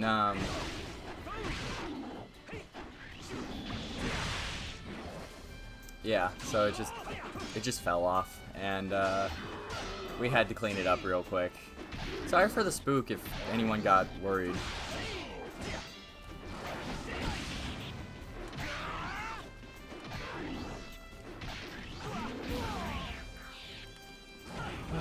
I am happy to be back though. And no one got hurt, so I'm happy everyone's okay. There was like a solid 3 seconds right before I got up that you could tell that I definitely almost wet myself. Glass is always one that's scary to clean up because you never know where it is. And if you miss a spot, you know it's gonna pop up months later. That and wine is one of the worst things to clean up. It's cooking wine, but still. Vinegar and a good pat down will help soak it up fairly quickly. Welcome back to this stage of history. Hey, nice one.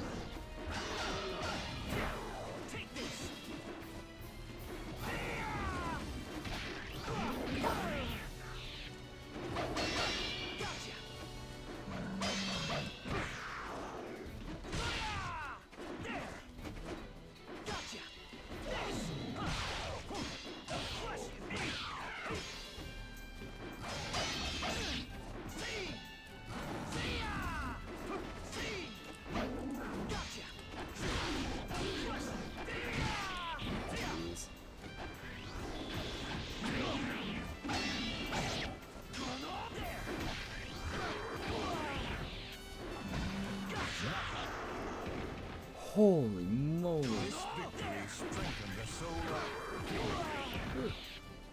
I took 2 steps outside and now I'm melting. Hey.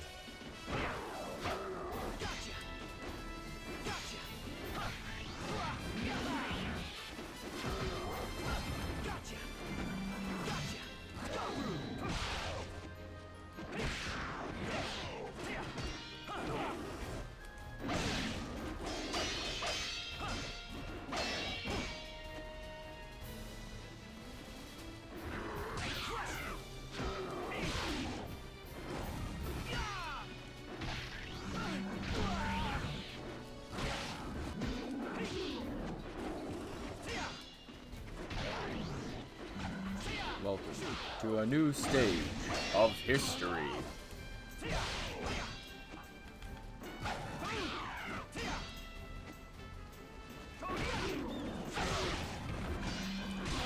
Oh, so close. Next hit would have won that. You lose battle 2.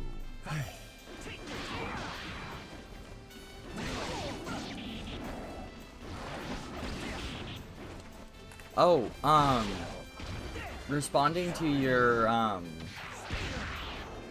know you asked, in your message about when you requested Soul Calibur is that I would do another stream of Crash Bandicoot. I did actually do a stream of Crash Bandicoot. I just, unfortunately, for some reason on YouTube specifically, it had a bunch of difficulties. And I'm like, wow, that's normally a Facebook thing to happen, but, yeah, it's currently on Twitch, and I'm going to be downloading it and re-uploading it. That's like a 4-hour process, or 2-hour process, give or take, just because internet here is a little on the janky side. So, I will be uploading the YouTube version of at least the ending segments, like the last 20 minutes, which is the last level and the final boss. I'm so sorry that it got deleted off of YouTube. I had no idea until it was way too late. But yes, I did finish that Crash Bandicoot, and I will be uploading it as soon as I can, because, you know, I make sure that things aren't just left as, like, part 1, and then it's just ended there.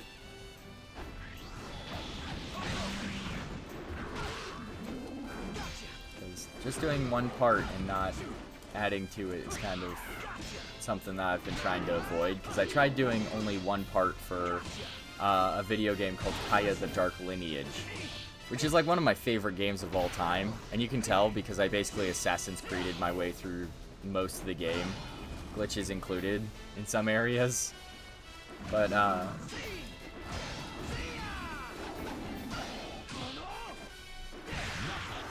my gosh, we both did a down attack.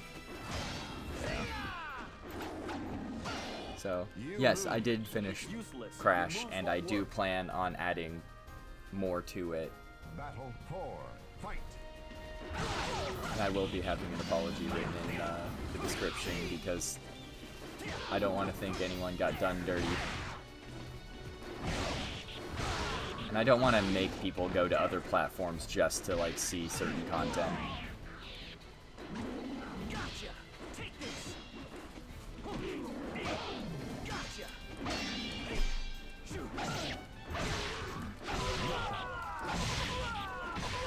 I think down slash might be my best bet. Jeez. You final battle, fight.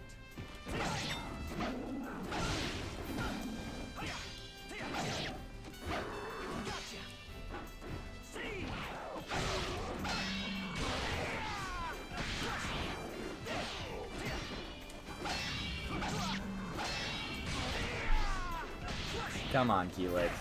You know more moves than that, and I know you do.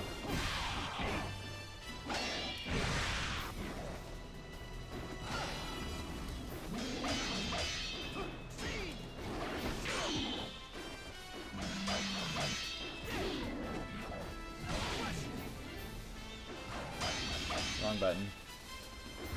Good.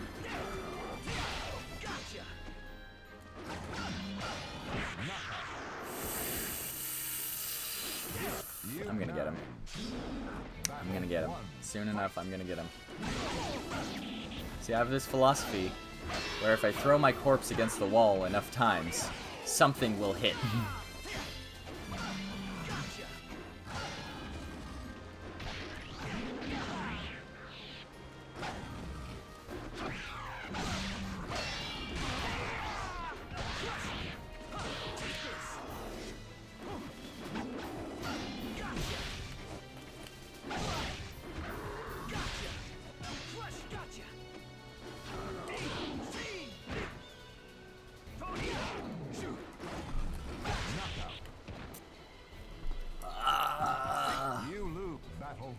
Shoot.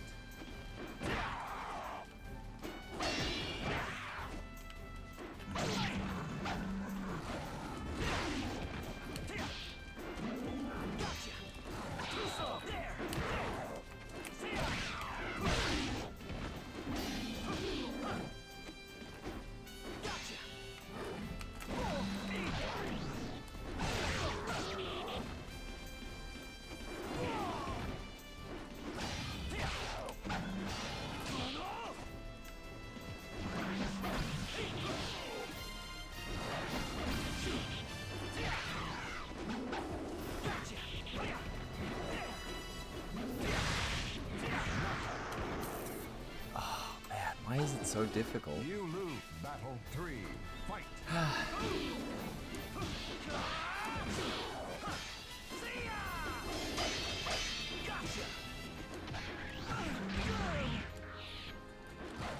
hate that character. Dude, Keelik is a very easily spammed character because he has a lot of really good moves that just sweep across the screen. And he's also one of the faster characters, like, in Soul Calibur. So, like, he's someone you... Oop. He's someone you really gotta watch out for. So... This year 9. Nah. I don't think I could beat Keelik right now. I think I'm still a little shooketh. This is my last try. I'm gonna try one more time and then see if I could do a different... try it with a different character.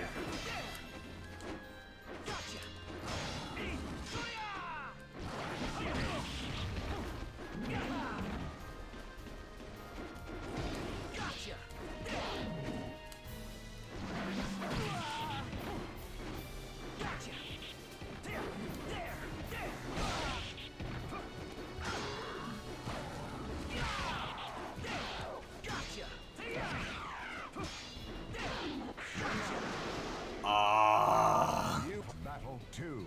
Fight.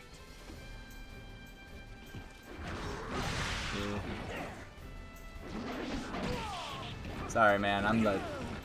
I think I'm still a little shooketh. That was a crazy thing, though. It just, like, fell off. Like, we don't have a very big kitchen, but Domo was on the other side of the kitchen. So it's, like, it's a weird thing to, like, think that, like...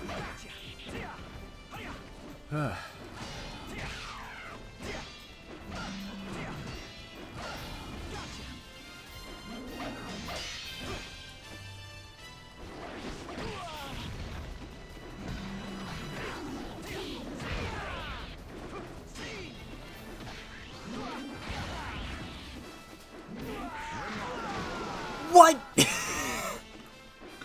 I think that's a good testament to my bad luck today. Jeez. Oh, man. That stung. That hurt to watch. Oh, my God. Dude, Revenant is a blast to play. And sometimes I actually forget that because, like, I play so many of the, like, different characters that sometimes I forget, like, these are genuinely unique and brilliant characters. You never met Domo? Domo doesn't want to show his face on stream just for personal reasons. He doesn't like, he doesn't even, he actually has his own channel, and he doesn't want to show his face on that. Ah, dang it. So, I'm respecting his decision, like, it's his face. Not enough to beat me. Nope, wait, I said I wasn't gonna do any more. Soul Calibur 3. Yeah. So, I genuinely adore him, and I want to show him to the world, but he doesn't want to go, so that's him. And I love him enough to respect that, because he means the world to me, and I'm not going to give it up for anything. So, yeah. Do you have any other recommendations you want to try and see me play through? Jeff? Oh, I see a familiar face in the audience. Oh, there's someone I haven't seen in a minute. How you doing, zombie Spartans? Thought you could get away without me saying hi to you.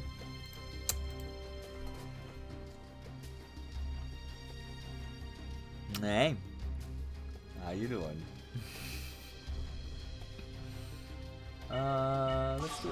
Let's do one more quick play. Let's do one or two more.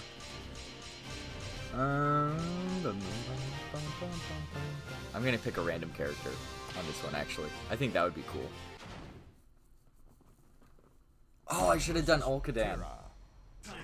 You're right. I'm gonna jump out and then reselect my thing, because there's a really cool character that switches fighting modes. Survival mode with Huang's second costume. Okay, I'll actually try that. Soul Arena mission. Survival mode. Huang second costume. Isn't he like based on? Oh, he's the guy that's based on Young Sung. And it's survival. I'm gonna do survival hard, so if it knocks me out, it'll knock me out faster. And I also haven't completed survival hard because I always start over with a new... I started over with a new game, like, a year or two ago. So I don't have all the golds anymore. And I'm probably not gonna get a gold with, Huang. But I can really try.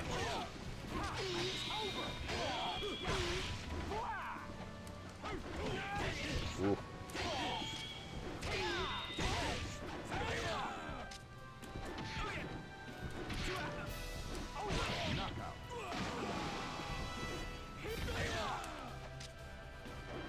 Survival mode with 1 second. Cool. Okay, I did get it right. I thought for a second you might have wanted me to choose a weapon.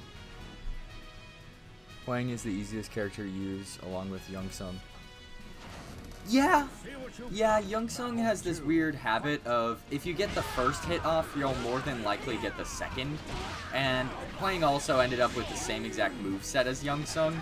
So, he's basically guaranteed to always get a lot of extra stuff on. Ugh. Crushed.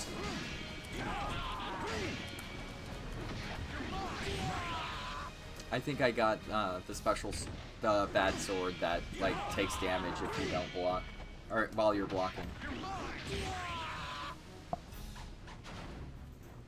Yeah. You really want to do this? Battle 3, fight! We really have a packed crowd today. I'm actually like having a blast just sitting down and talking to people.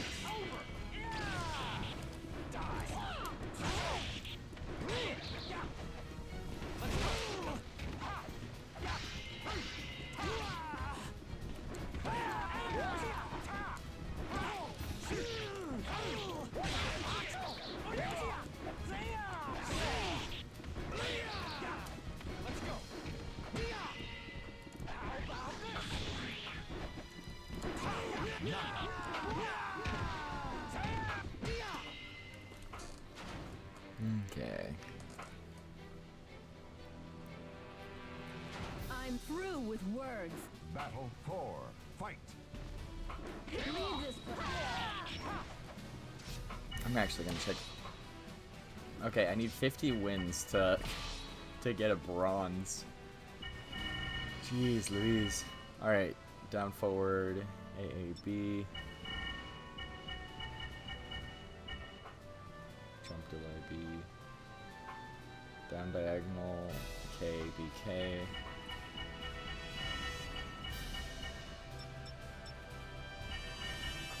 High kicks, high kicks, high kicks. BK and G.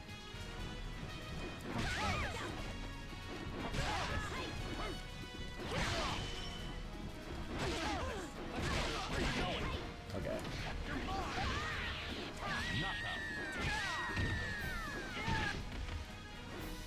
Cool.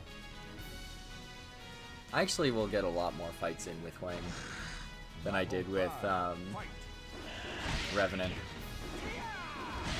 I used to like Valdo used to be one of my mains.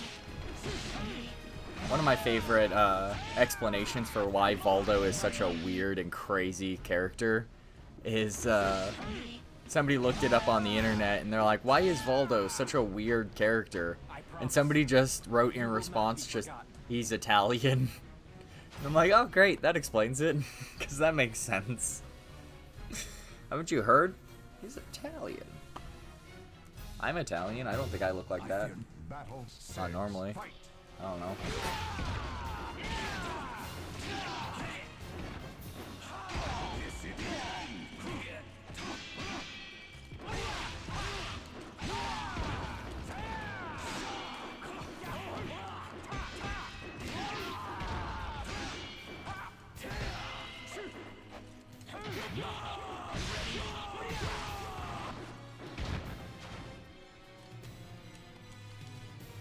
Forwarding kick? I know one of his moves does like a special charge kick that like deals like a surprisingly large amount of damage. I don't normally play as Youngsung or Huang, So I don't know for... Oh wait, no, it's on Young Sung. It's not on Huang, because he doesn't have the special moves.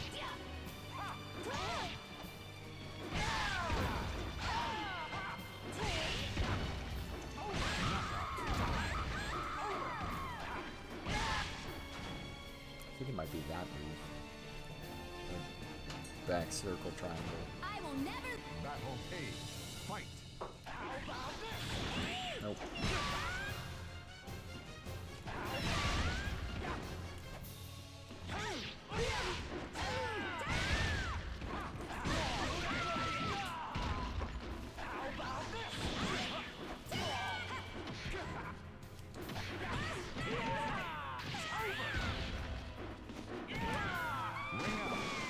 I finally got a ring out.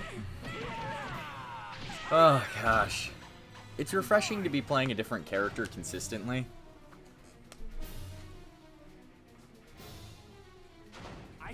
Battle 9. Fight. Oh hey, Huang. That guy looks familiar.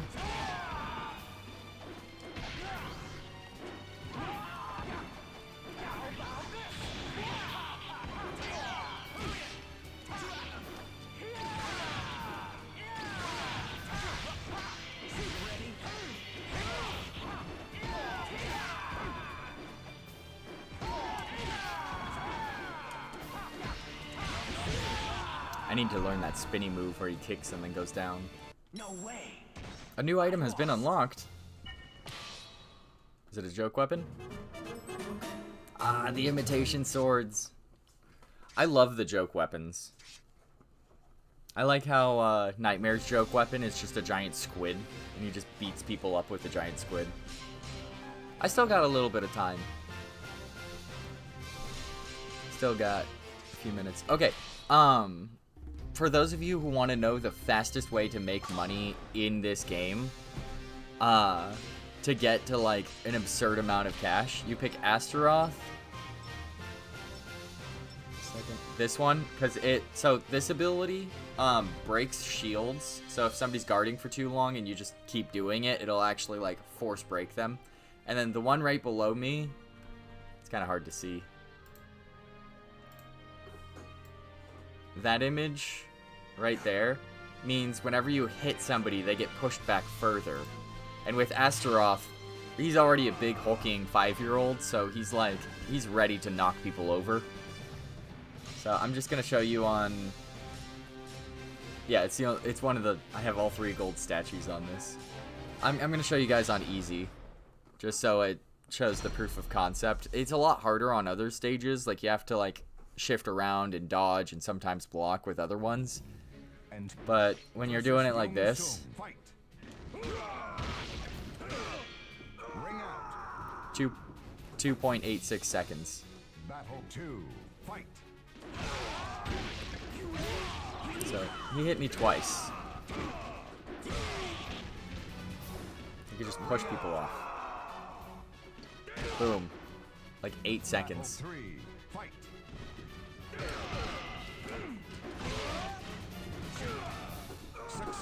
15 seconds. I only paused for a moment because I actually thought he was going to get knocked off with that. So I just tapped him off anyway. But yeah, that's the fastest way to get money. You get 9,000 for like literally 15 seconds. In the later stages, 15 seconds gets you 40,000. And so if you just spam forward circle or forward triangle, you can literally just knock people off over and over again. As long as you get the first hit, you're good. And there's also like a small percentage that if you just knock them over, you'll actually just break through and just keep going. So I'm gonna do it again just to like on a harder difficulty, just so it's not like me talking out of my boot. Turntables, hard. I'm probably not gonna make it on hard because I'm very, very out of practice. But this is the fastest way to get gold, other than cheating, which is why I have 9999 like gold. I left some stuff not unlocked because I really wanted to like.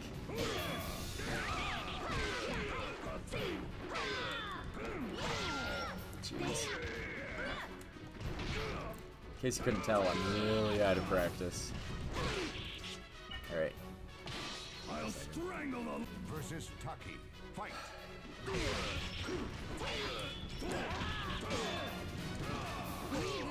place. Ring There you out. go. Battle 2. Fight. Ring out. Battle 3. This is- Fight. Take into account that this is against a hard AI. Like, this is specifically designed to mess with people. Battle 4. Fight. Ring out. Battle 5. Fight.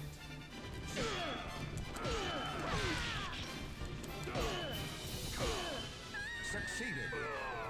Okay, so 24 seconds. 40,000. That's why I'm angry at literally every other game mode. You can create in 30 seconds what it would take 2 hours in other game modes. They really needed to focus on that balancing. But that is the fastest way to get gold other than cheating. So that's the fairest cheap method you can do. And that'll get you through Soul Calibur 3, because if you ever want to save up some gold, literally just grinding that over and over again. You do it twice, if you do it 2 times in a row, you can unlock you can buy the most expensive item in the game. It's like, just to put it in perspective. Whereas the big game mode that I played at the beginning, Chronicles of the Sword, it takes I think it takes like, the shortest one takes like 20 minutes, maybe 10. If, like, on average, like, the fastest you can do any given level is 10 to 20 minutes. And that's, like, if you're lucky. I think the fastest one is, like, the 3rd or 4th level. Don't quote me on that. And, like, or the one I did earlier, which is the 11th, technically you could just power straight through. And if you spam your way through, you can get through it in, like, I'd say 5, maybe 6 minutes in Chronicles of the Sword. And 5 or 6 minutes and you'll have to do it twice, because it only gives you 20,000. 40,000 if you do the Soul Arena, 20,000 Chronicles of the Sword. And so, like, there's such a major balancing issue that it's just hard to not talk about, because, like, Soul Arena is the fastest way to get money short of a cheat disc. So, for those of you who are wondering. Now, wrapping up my my statements, I'm trying to develop a habit of saying whether or not a game keeps its seal of approval. Soul Calibur still keeps its seal of approval. That's my own personal biases. I openly admit that it is not the best game, and I talk about its flaws all the time, but I'm so enamored with childhood nostalgia that this is one of the very, very few games, I will admit, has a seal of approval in spite of everything. So, nobody can convince me otherwise. There's a handful of other games that I had childhood nostalgia that I'll review later. I do plan on doing a full review of all the games that I play on my channel. Soon enough. I'm still trying to, like, write out the format and how I want to rank everything and what I like about what, and, like, figuring out the logistics. I want to create a top 10 list eventually of, like, all my favorite games that I've played on my channel, all this cool stuff. All of that will be uploaded onto YouTube. If you don't know, I stream on Twitch, YouTube, and Facebook. I'm trying to get to daily and doing it every single day as a habit. I want to stream more often and better quantity and quality of content, and I'm in the early stages, so I think I can, and I'm prepping for long term what I want to do with the channel and different ideas. Please like, share, subscribe, follow, whatever you do on whatever platform you're on. It really helps out the numbers, and it means a lot to me because it gives me the ability to keep doing what I genuinely enjoy, which is talking to you guys. I genuinely had a blast hanging out and talking, and I'd love to do it again. It's just, like, right now I'm a little busy, but I'm gonna keep trying to do daily. If you have any video game recommendations, please ask away. I will play just about anything, especially if I have it. And I'll try and complete it every single time. It just, as long as it's not iNinja, because I rage quit that game a long time ago, and I don't want to do it, but if enough people ask me, I might. I don't know. It's just, I don't want to deal with the game. Such a sloppy, bad game. It was a janky game. It was fun, but it was janky, and Anyway, that aside, I look forward to seeing you guys in the next video. Yeah. I really appreciate you, and it means the world to me that you're here. And just remember, Tiethulhu watches.